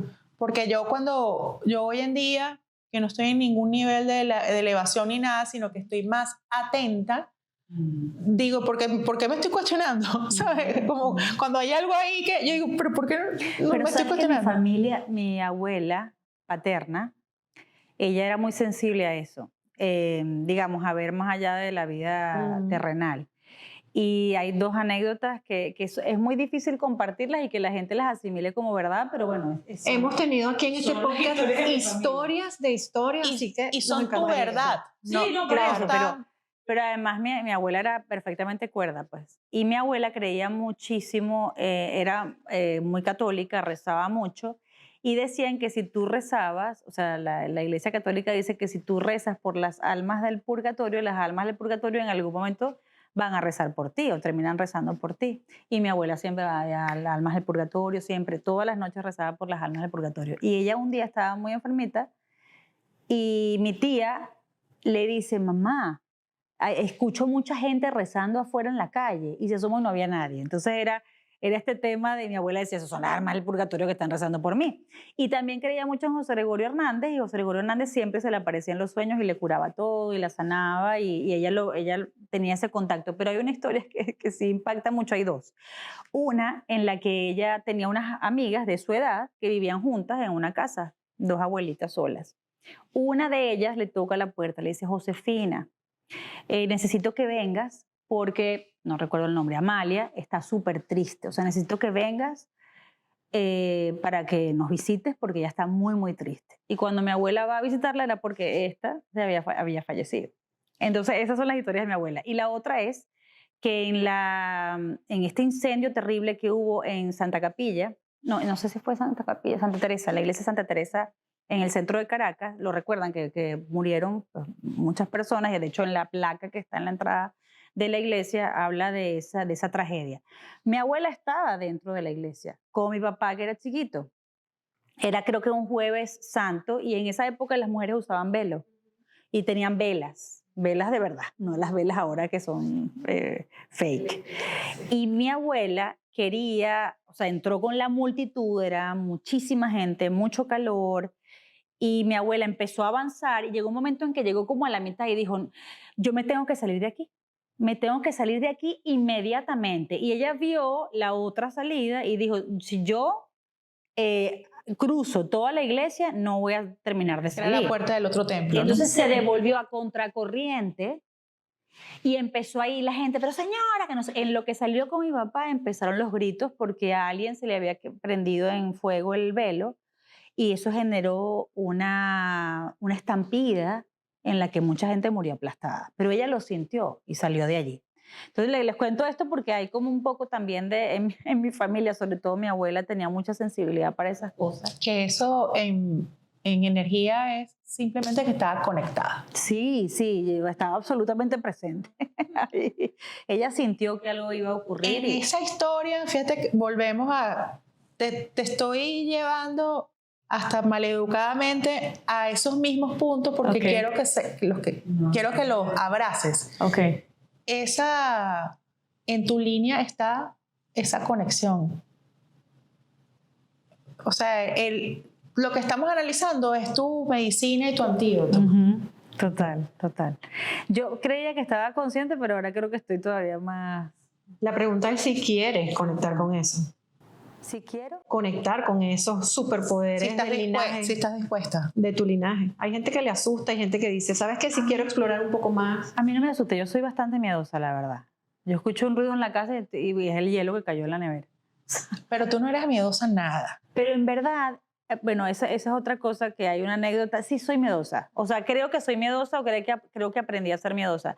Pero la verdad es que cuando me toca actuar, ahí lo pongo bastante de lado. Yo creo que hay un ejercicio que a mí me encanta hacer desde que uno tiene otro idioma incorporado en tu cotidianidad, que hay veces que me gusta buscar en el diccionario qué significa realmente la palabra, porque esas palabras para mí tienen un valor energético. Entonces, cuando estamos hablando de miedo, yo no estoy hablando del miedo, sino que qué significa la energía del miedo. ¿Cuál es el opuesto a miedo? Y entonces a mí me gusta ver realmente en qué está escrito en el diccionario. Te sorprenderías. Yo creo que es también lo desconocido. Miedo a lo desconocido. Y en tu caso, volvemos la vulnerabilidad, ¿sabes? Y hay razones muy claras para ti por las que no quieres ser vulnerable, que entiendo perfectamente, sí. Pero hay un análisis ahí para ti de esos linderos que tú misma has colocado entre lo que tú consideras que es el miedo, lo que tú consideras que es la vulnerabilidad. Porque yo viendo los toros desde la barrera, y además que estamos teniendo nuestros campos magnéticos, ahorita todos están conectados para que, ¿sabes? Son 4 o 5 pies de campo magnético. Mientras más relajada estás, se expande. Mientras más tensa estás, se contrae. Y puedo sentirte, como tú puedes sentir hasta el gato que se tranquilizó, ¿no? Y lo que te quiero decir es que tiene mucho que ver con lo que tú permites que suceda. Porque tú eres valiente.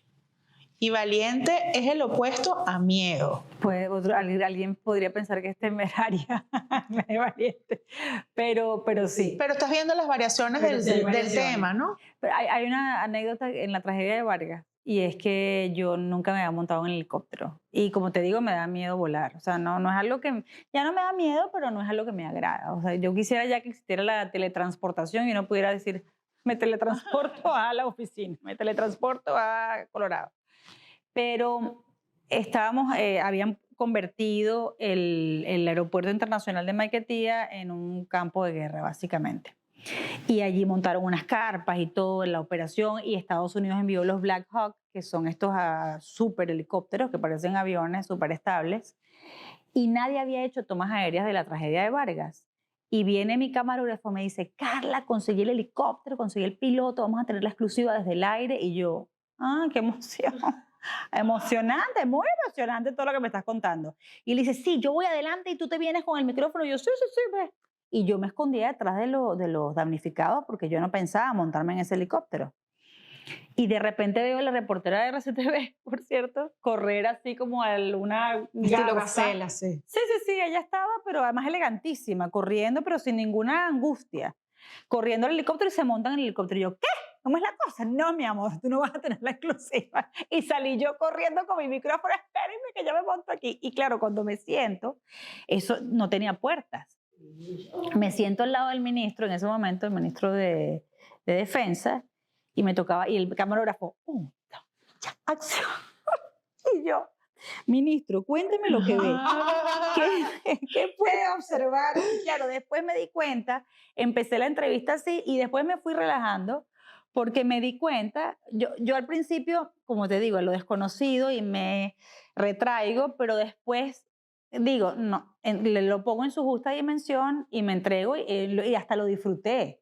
Y no fue la primera vez que me monté en ese helicóptero y me encantó ir en ese helicóptero. Mira, pero sí, es como ver las dos. La invitación es a ese discurso. Porque yo te estoy haciendo un discurso porque es una palabra que tú procesas muy bien. Ajá. Pero la invitación realmente es a que tengas una exploración sensorial de todas esas situaciones que muchas veces tú la estás predeterminando. Sí, es como anticiparse y juzgar lo que no conoces. Y en lugar de esperar lo peor, siempre esperar lo mejor. La verdad que yo creo que he cambiado bastante en ese sentido. Hay una anécdota muy cómica que se les añado. ¿Saben los helicópteros que son como un mosquito, que son Sí, súper... ajá, sí, sí. Tienen 4 puestos nada más y Ajá, chiquiticos. chiquiticos. Y había otras imágenes que había la oportunidad de hacer en Miranda. Nos vamos con ese piloto, mi camarógrafo y yo, y también estaba el ministro de Infraestructura, creo. Y yo, el camarógrafo aquí, y entonces yo estoy entrevistándolo ya un poco más relajada, porque imagínate, me había montado un Black Hawk, o sea, ya una experta. Ya este chiquitico se movía más, pero no me daba tanto miedo, ya no era mi primera vez. Empiezo a entrevistar al ministro y de repente le digo, ministro, me disculpa un segundo, agarré la bolsa para botar tus miserias, expulsé todo y lo cerré y seguí. Me dice, continuaba, ministro, ¿me puede decir lo que me estaba diciendo? Continué. Y el camarógrafo se queda así, ¿no? Y yo digo, bueno, después lo editarás. Pues, ¿no?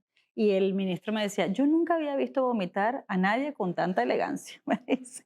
Y claro, yo me di cuenta allí, no sé si era como la experiencia, no de demostrar lo que sentía, sino ser perfectamente humana y continuar, pero atender lo que, digamos, biológicamente no podías evitar. Y no me dio vergüenza, en otro momento me hubiera disculpado, hubiera parado la entrevista. Aquí vomité y seguí. Pero qué impresión que dentro de todo la vida te ha puesto a ser como o a dar como una imagen de valentía para todos, porque eso es lo que nos transmites, de coraje, de vamos para allá, de guerrera.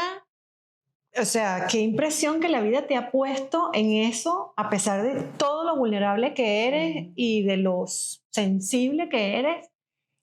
Qué increíble, ¿no?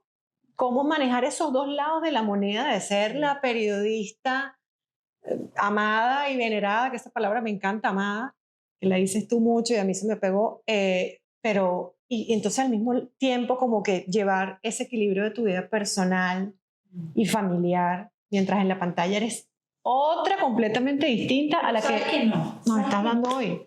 ¿Sabes qué?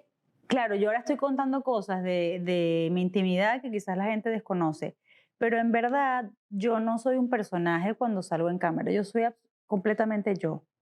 Y siento que eso es lo que la gente ve cuando después me ve en persona, porque yo no quiero fingir nada, o sea, es que me sería imposible. De hecho, cuando me dieron la primera oportunidad de salir en cámara, recuerdo que yo, como te digo, yo iba a estar detrás de cámaras, yo hacía el prompter, la producción, y ese día falló el ancla de las noticias.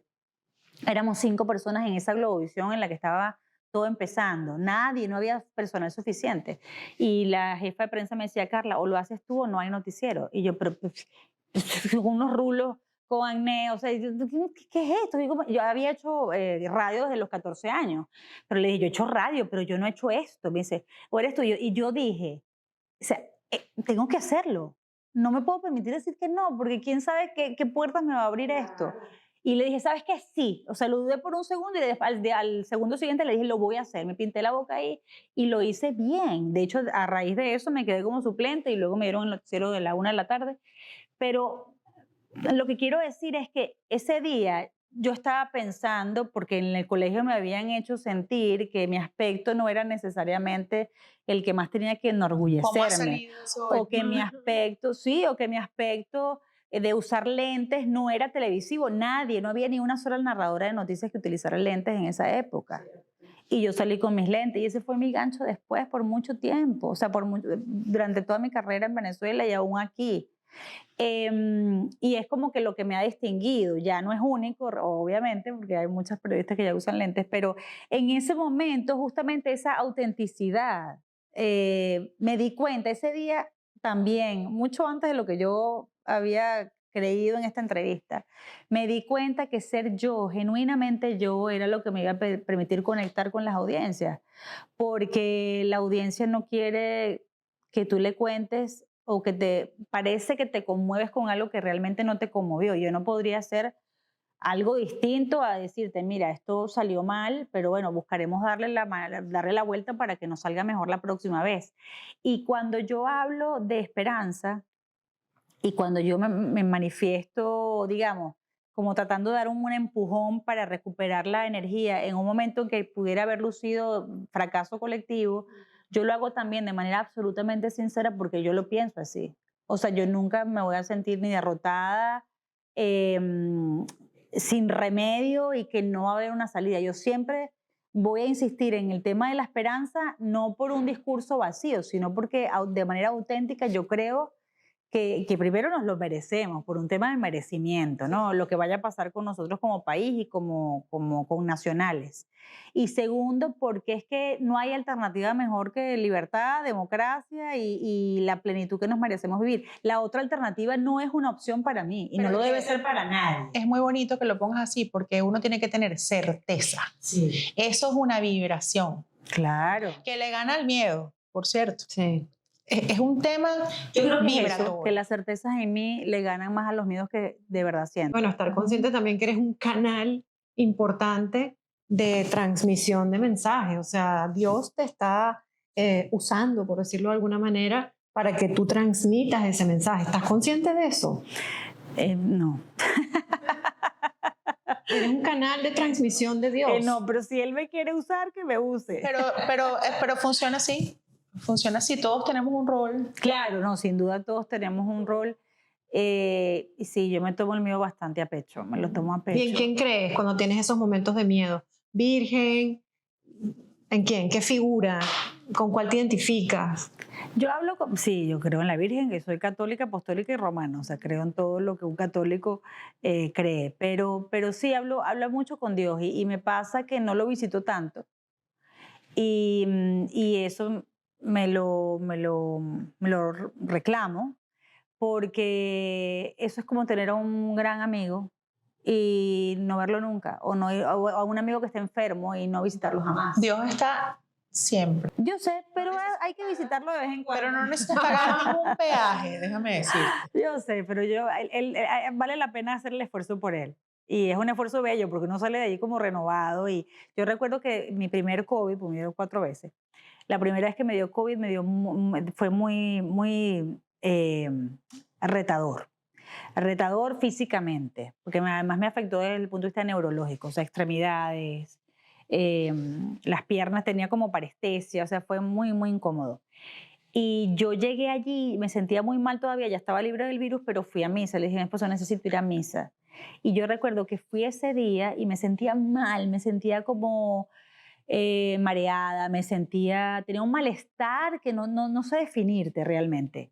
Era un malestar general. Y yo llegué allí y siempre lloro en misa. Siempre como que me dreno en misa. Pero dreno por amor, porque me siento allí en un lugar protegido en el que sé que me están escuchando de corazón y alma abierto, ¿no? Ahí no hay ningún tipo de filtro ni de juicio. Ahí no hay juicio. Entonces ese día lloré muchísimo y salí de la misa, pero de verdad, te lo digo con absoluta certeza, salí sin ningún malestar ese día. Y es como el permiso de tomarte el tiempo para botar todo, porque yo siento que ahí lloré y lo boté y toda mi preocupación se fue y me sentí muchísimo mejor. Entonces sí, hay que visitar a Dios, es sanador. Meditar, respirar. Eso es una forma de meditación.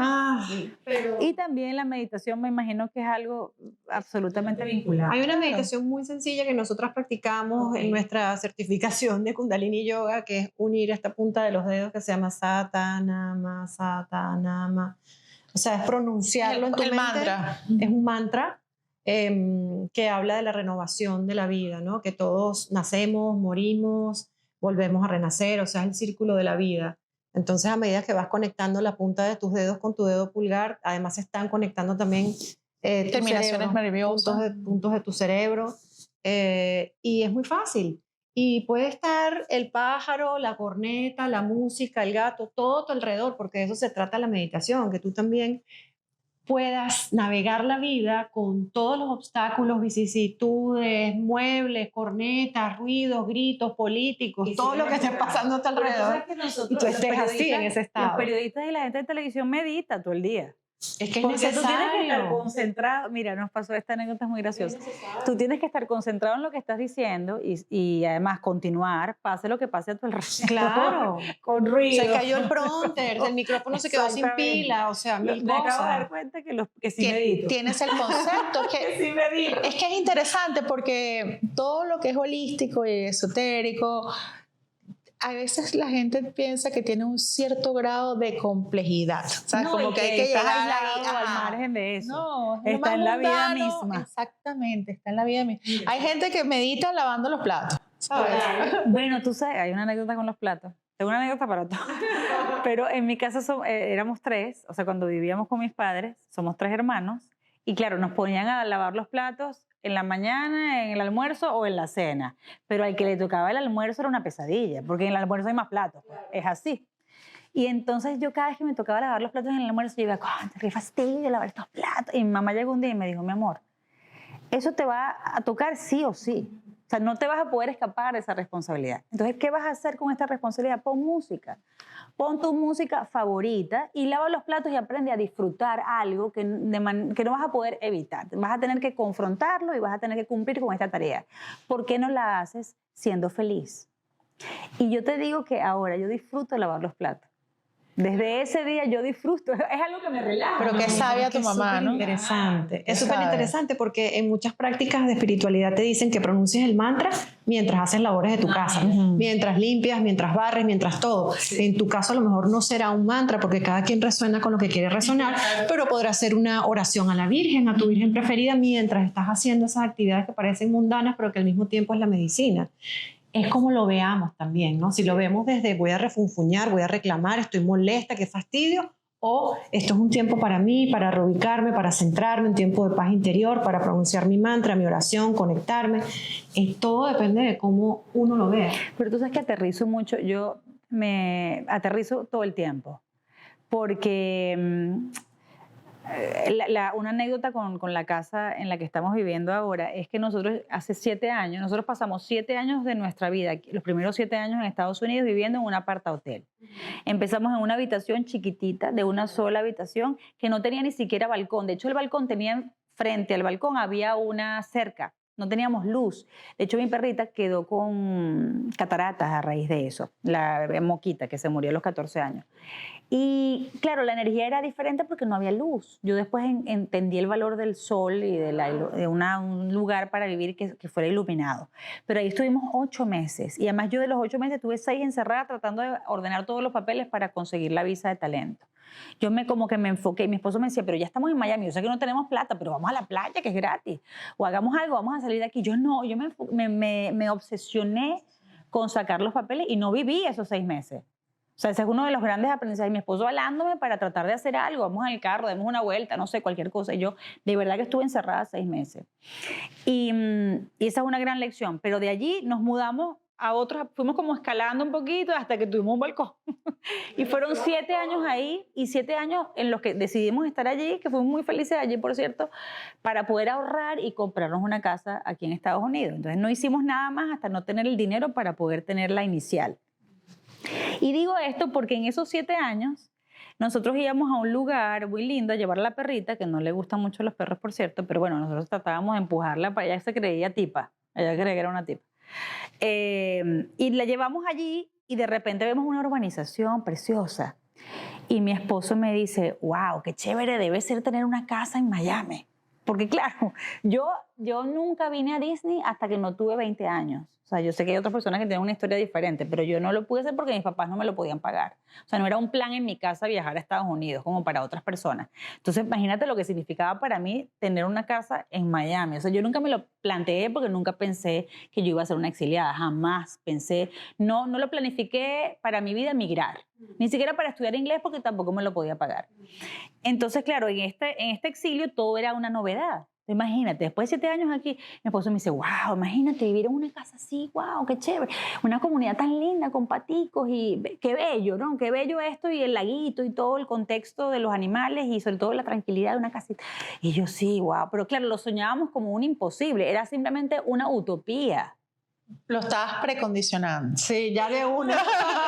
Pero para mí era una utopía, pero mi esposo dijo, oye, qué nota vivir en una casa así? Bueno, nosotros 5 años después intentamos comprar una casa y no pudimos, no llegamos. Después, 3 años más tarde, volvimos a reunir un poquito más y ya estábamos listos para eso. Vimos un montón de casas y mi esposo le dice al realtor, mira, estoy viendo esta casa que me gusta porque no tiene como obstáculos aquí, no tiene como edificios pegados aquí, ni casas aquí, y esta tampoco porque tiene como un jardincito aquí. Yo creo que es esta. Que mi esposa la vea por dentro y si le gusta por dentro, ya yo estoy feliz con lo que es lo que rodea la casa.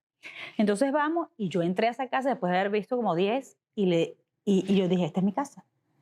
Esta es mi casa, ¿no? Y mi esposo venía atrás, pues estaba estacionando y le dije, papá, me escondí así en una habitación, esta es la casa, papá, esta es la casa. Entonces me dice, buenísimo, porque a mí me gusta por fuera, a ti te gusta por dentro. Total que gracias a Dios se nos dio el negocio. Eso fue en plena pandemia donde las tasas de interés estaban por el piso. O sea, nosotros, como le digo yo a mi esposo, estamos robándole al banco porque esas tasas de interés eran 2.5, una cosa así. Y te hacía muy económica la hipoteca en realidad. Entonces yo le digo, vale, bueno, nada, se nos da el negocio, gracias a Dios, porque había una lista de 15 personas viendo la casa. 15, o sea, había mucha demanda y había poca oferta. Al final que era nuestra casa. Entonces se nos da la venta, podemos comprar la casa. Y un día yo buscando entre las cajas, sacando las cosas de las cajas, le digo, gordo, mira esto. La casa que él dijo que ojalá viviéramos ahí era la misma urbanización. Era la misma urbanización y yo no sé, yo no lo tenía de manera consciente ni él tampoco. Pero mira, eso son las cosas Así bellas que funciona. nos Qué belleza. No, es muy país. bello. Y tú sabes que en este país a uno le permite soñar. Sí, Porque sí. eso es esa historia tuya, creo que todos tenemos una historia. Sí. Y a mí me conmueve, me llena de felicidad porque además yo sí creo en el poder de la palabra. No. Es decir, ¿por qué tú no Y de vas la a querer para ti lo manifestación. mejor? ¿Cómo? manifestación. La manifestación, sí. Y en verdad nosotros no estábamos manifestando tanto porque estábamos dudándolo al momento de hacerlo. Pero estabas vibrándolo porque le emocionaba y pero nos le conectamos gustaba con ese soñar. lugar. Sí. Definitivamente nos conectamos con ese lugar y mira que vimos, no es que fuimos a buscar una casa ahí, es que vimos cualquier cantidad de casas random Pero mira, y terminamos ahí, fíjate. todo funciona así. Sí. Es muy interesante porque uno se pierde entre las vicisitudes y los miedos, las dudas. Y el apuro de la vida. El apuro, el no estar en el momento presente. Espérate, Pero realmente la fórmula es sencilla.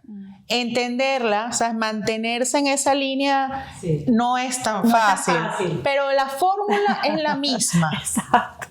Y sí hubo una manifestación, porque lo que te dicen los expertos para poder manifestar algo es sentirlo. Sentirlo. Y tú lo sentiste. Nosotros lo sentimos inmediatamente. Entonces se manifestó. Sí. Así tu mente haya estado, esto es imposible. Sí. Se hizo. Pasó. Así como manifestaste ese libro que le escribiste a tu papá, que yo recuerdo que fue en el 2007, que estuviste en las cartas Montblanc, y eso a mí me impresionó porque yo dije, pero ¿de dónde salió esta vena de escritora? ¿No? Porque lo que habíamos visto de ti era esa vena de TV, periodista, política, y fue un lado muy bonito tuyo, honrando a tu padre. Él estaba muy enfermo en esa época y yo quería decírselo públicamente cuánto lo amaba, y se lo pude decir. Sí, se lo pude. Pero queda pendiente de tu mamá. ¿Cómo honras, cómo la vas a honrar? Es que yo la veo en el espejo todo el tiempo. O sea, yo todas las cosas que decía que no llores, mamá, que qué fastidio llorar, yo soy una llorona, o sea, yo soy su reflejo y ahora me enorgullece ser su reflejo. O sea, yo la veo en todo y además que estoy demasiado agradecida con mi mamá. ¿Qué cosa le gustaba a ella comer? ¿Qué música le gustaba Es que mi mamá era gallega de Galicia, de una aldeíta. ¿Has ido a la aldeíta? Claro, voy cada vez que puedo, o sea, voy cada vez que puedo, siempre voy. Y mi tío es tan llorón como mi mamá, y el único hermano de mi madre, y es ya el único que queda, porque mis abuelos ya no están, obviamente, y mi mamá no está, está él. Entonces yo voy a él, ya tiene 83 años, pero está súper lúcido. Y a una parte de la familia en Galicia le da fastidio ir porque ya esa casa es una casa en ruinas. Ya no hay en verdad, no es la casa en la que yo crecí en mi infancia que iba todos los veranos. Pero mi tío y yo siempre queremos volver porque además él no la ha querido ni tocar, no la ha querido tumbar y no la ha querido remodelar porque es que hay muy poco que salvar allí, ¿no? Pero todavía están los cuadros de nosotros en la primera comunión que mi abuela tenía ahí, y mi tío y yo vamos y lloramos y tal, y vamos, nos echamos ese viaje y caminamos por ahí y recordamos cómo era, y es yo lo hago siempre para honrar a mi madre. Pero mira qué bonito identificar el llanto con algo que te produce alegría, ¿no? Sí. No, yo ahora puedo llorar por todo y ya no me da pena, me da un poco de pena ahorita al aire, pero ya no siento vergüenza por llorar de emoción. Porque además, lo bello de la herencia de mi madre, aunque también fue súper estricta, digo, aunque también, pero ese aunque no es un condicional, porque la verdad es que gracias a lo estricta que ella fue conmigo, yo he logrado muchas cosas en la vida. Porque bueno, sí, fue como su guía y me encanta ser así. Yo trato de no ser tan perfeccionista como ella me obligaba a ser muchas veces para tratar de ser más humana, pero gracias a eso fue el impulso, el estímulo que yo necesitaba para ahora estar viviendo todas estas cosas. Pero vuelvo a mi madre porque ella, la herencia más bella que me dejó es ser del mundo.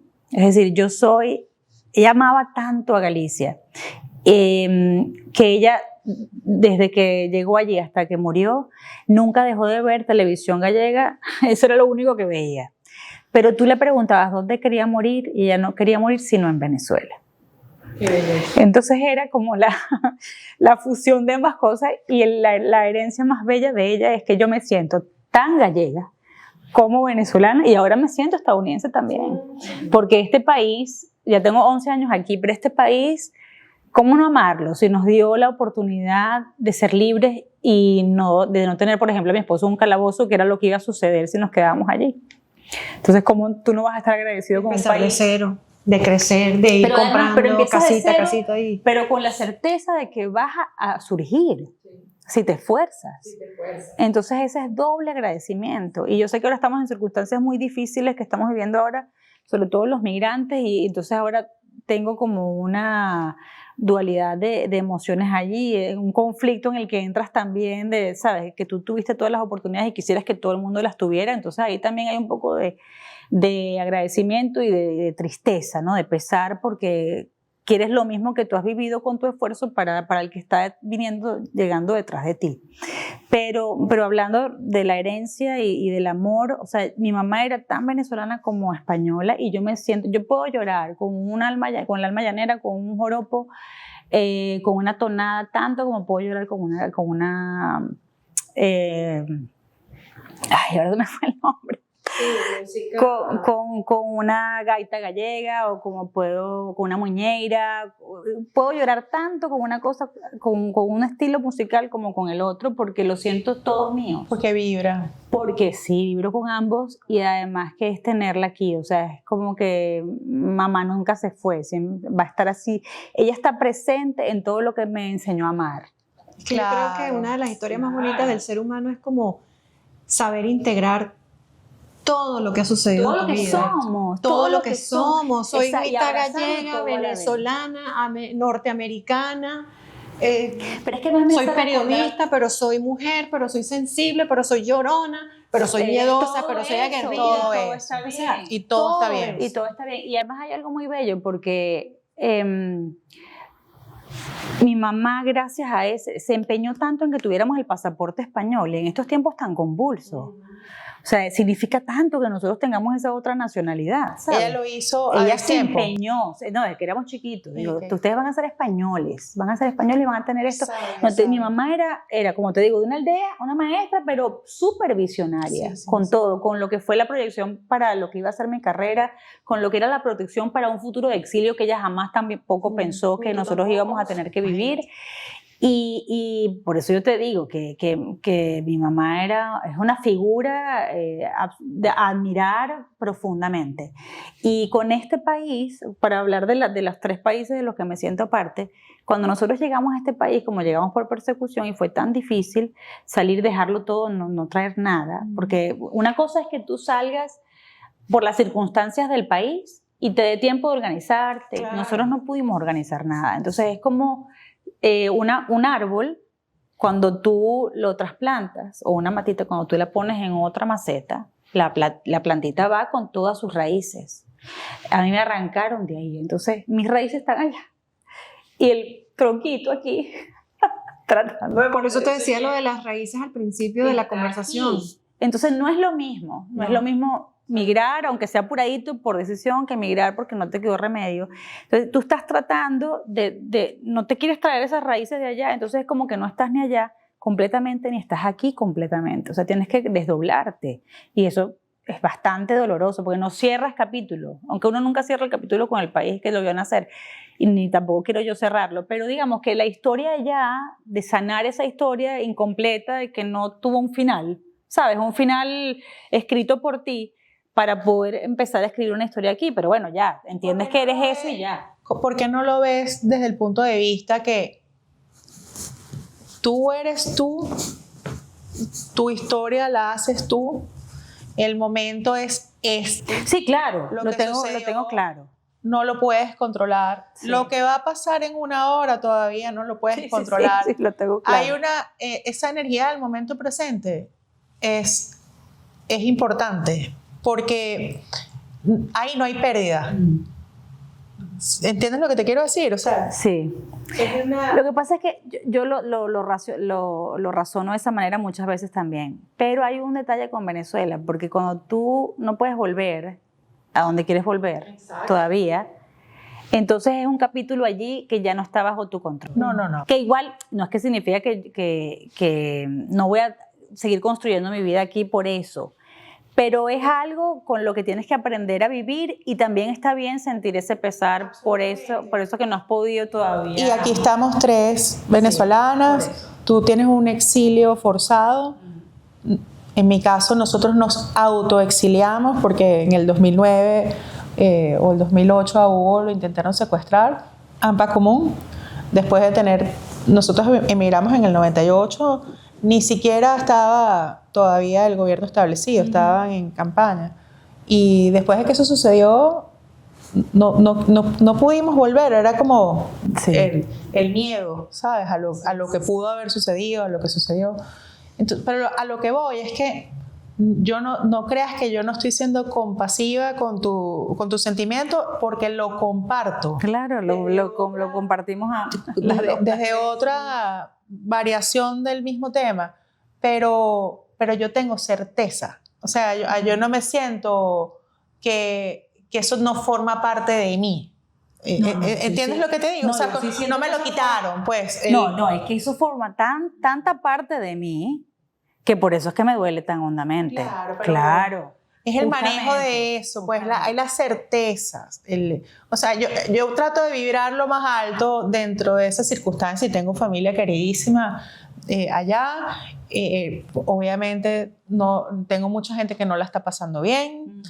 Y eso es duro, ¿sabes? Lo que pasa es que Venezuela tú puedes vibrar alto con Venezuela, porque hay demasiadas razones para vibrar alto. Pero, y uno tiene que reconciliarse con el hecho de que no siempre vas a vibrar alto con ella, porque fluctúa. Es eso, todo el dolor que padece tanta gente, que es mucho más importante que el dolor que yo siento en este momento por la lejanía, o por lo que ya no tengo allí, o por no poder volver. Hay padecimientos mucho más significativos. Todo eso reivindica el hecho de que uno se puede permitir a veces adorarla y amarla y llorar conmovido de nostalgia, la más hermosa nostalgia que existe, de ver el lugar donde creciste y ver la misma montaña que yo miré 27 años cuando vivía en La Pastora, y al mismo tiempo los sentimientos más espinosos por saber que esa tierra, digamos, no combina el paisaje con lo que se experimenta desde el punto de vista humano dentro de ella, ¿no? No se han podido reconciliar tanta hermosura con, bueno, las peores atrocidades que existen. Entonces, uno se tiene que permitir con Venezuela vivir ambas cosas. O sea, yo vibro alto con ella porque es que no hay tierra como ella y ella es absolutamente magnífica. Y el viento que se siente allí, que te da en la cara, no es el mismo viento que te da en la cara aquí, el sol no brilla igual. Estoy de acuerdo. La montaña no se ilumina igual. La fragancia no es la misma, la comida no es la misma. En un valle no sientes ese abrazo y ese abrigo como lo sientes aquí, donde no hay montañas. Yo a veces me autoengaño pensando que veo el Ávila cuando está un poquito nublado. Sí. Y en el fondo se ve algo gris ahí, que es un poquito confuso, y mi cerebro dice, sí, voy a imaginarme hoy que estoy en Caracas. Comparto ese sentimiento. Pero está bien, y está bien, y está bien. Eso es como cuando llegamos aquí, que además que uno llega aquí con toda la emoción de vivir la libertad, de reencontrarte con la libertad y poder reconocerla. Porque es verdad que cuando tú sales de Venezuela, no por voluntad, sino por obligación, porque te arrastran las circunstancias, tú no eres completamente libre hasta que tú no puedas volver, ¿no? Claro. Es verdad, no somos completamente libres. Pero aquí en Estados Unidos, cuando llegamos, nos reconciliamos con la libertad, porque bueno, no teníamos a nadie que nos iba a perseguir, nos iba a meter en un calabozo. Y nos pasó que yo, que no soy nada aventurera, porque como te digo soy miedosa, y mi esposo es MacGyver con Cocodrilo Dundee. Y él su papá es piloto, él es piloto, tuvieron aerolínea, tuvieron finca, y entonces mi suegro es de los que se corta y él mismo se cose. Sí, de verdad que son otra especie distinta. Yo soy la gallina de la familia. Y yo para hacerle un cariño a mi esposo y tener un gesto con él, le dije, ¿por qué no nos vamos y empezamos a recorrer Estados Unidos en carro? Y mi esposo, wow, ¿de verdad? Y yo, sí, vamos a recorrer Estados Unidos en carro. Y ya tenemos 40 estados recorridos y se ha hecho una tradición para nosotros, y empezó siendo un gesto para agradecerle a este país. ¿Y cuál era la mejor manera de agradecerle a Estados Unidos? Que nos permitiera, oye, volver a verle la cara a la libertad, conociendo a su gente, tratando de aprender el idioma, que todavía estamos lidiando con eso, pero ahí vamos. Por lo menos estamos haciendo el intento, y conocerlo de manera profunda para poder hablar con propiedad del lugar en el que ahora te estaba dando la bienvenida. Qué bonito. Y más con todo el trabajo que haces, de esa información que todos los días estás dándonos por las redes sociales. Pero claro, tú me ves aquí, y yo básicamente hablo de Venezuela. Entonces yo digo, bueno, estoy agradecida con Estados Unidos porque me permite estar aquí para defender mi país que está allá.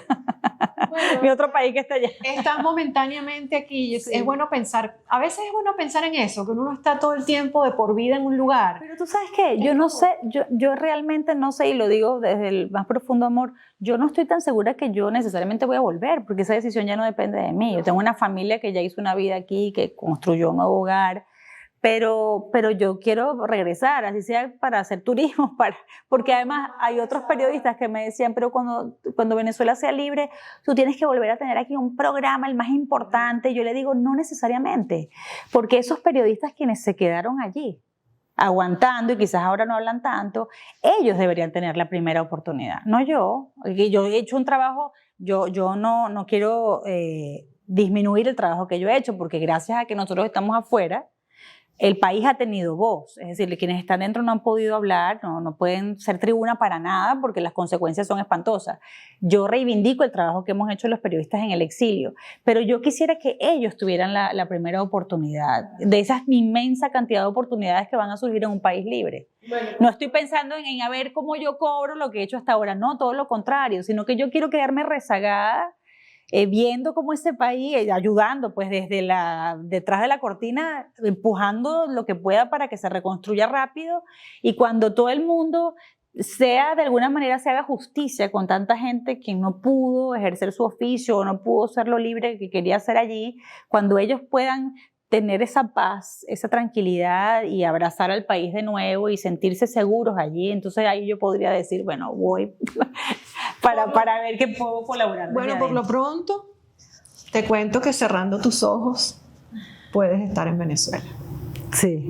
Es una manera fácil, cerrando tus ojos, imaginándote cada rincón, sintiendo cada fragancia en cada comida, yendo al supermercado y recordando cómo era la gente que te atendía en el supermercado. Es un tipo de meditación que se suele hacer, que es viajar en el tiempo. Que tu papá parece que lo hacía bien. Sí, y ahí está, buenísimo. Ese es tu viaje a Venezuela. La raíz que está ahí nunca va a poder salir de ahí, está ahí. Algún día, quién sabe cuándo, y siempre con fe tenemos la esperanza de estar. Sabes que ya de no volver. me incomoda que mis raíces estén allí. No, por eso. Porque está ahí. allí es donde tienen que estar. Ahí es donde tiene que estar. Exactamente. Ahí es donde tienen que estar. Eso es importante. Me encanta Sí. que vamos a cerrar Que el árbol, con ese que el árbol reconocimiento. crezca y tenga muchas ramificaciones en el mundo entero, pero que la raíz esté donde merecen estar, pues. Que es ahí. Carla, gracias por esta conversación. De verdad Gracias que a ustedes. te lo agradecemos desde el corazón porque sé que está full, agenda full, noticias full, vida full, pero estamos contentísimas de haberte tenido y haber conversado. Yo creo que más de 2 horas y todavía podemos seguir, pero pues agradecemos este tiempo y sobre todo de haber compartido esa parte personal tuya que sé que no la compartes tanto, que sé que estás ahora en un estado más como de vulnerabilidad, de abrir ese corazón del que hablamos al principio de la conversación y nos encanta porque esa es la idea de este podcast, que las personas también puedan ver en ustedes esa parte humana, real, de ser humano que hay detrás de esa gran y brillante periodista venezolana. Ay, tan bella, gracias por la No, generosidad. y el gran corazón que hay ahí. Gracias. Me encanta tener esta ventana, a ver, que hayas permitido esta ventana a Sí. tu corazón, porque No, fue muy lindo. Fue muy lindo, me honra mucho que me hayan invitado y fue una oportunidad para desconectarme, que me hacía falta. es un ejercicio. Para desconectarme con lo que me desconecta de mí. Eso. Vamos a hacer un follow-up después, un petit comité con queso. Ya sé el queso que te gusta. El quesito y la mermelada. De verdad, un placer. No, gracias a las dos, de verdad. Gracias. Valió la pena lanzarme ese viaje y despedirme con pañuelo y todo No fue del pueblito mío en el no que fue vivo. tan lejos, no fue tan lejos. No, gracias, valió la pena todo el Gracias, viaje. muchas gracias. Gracias, se me pasó volando. Y nos despedimos para la próxima. Abrazos. Gracias a ustedes por estar. Gracias por compartir este espacio. Esperamos que hayas disfrutado tanto de este episodio como nosotras al crearlo para ti. No olvides suscribirte a nuestro canal de YouTube Me Salió del Alma, donde seguiremos compartiendo espacios de conciencia, inspiración y transformación.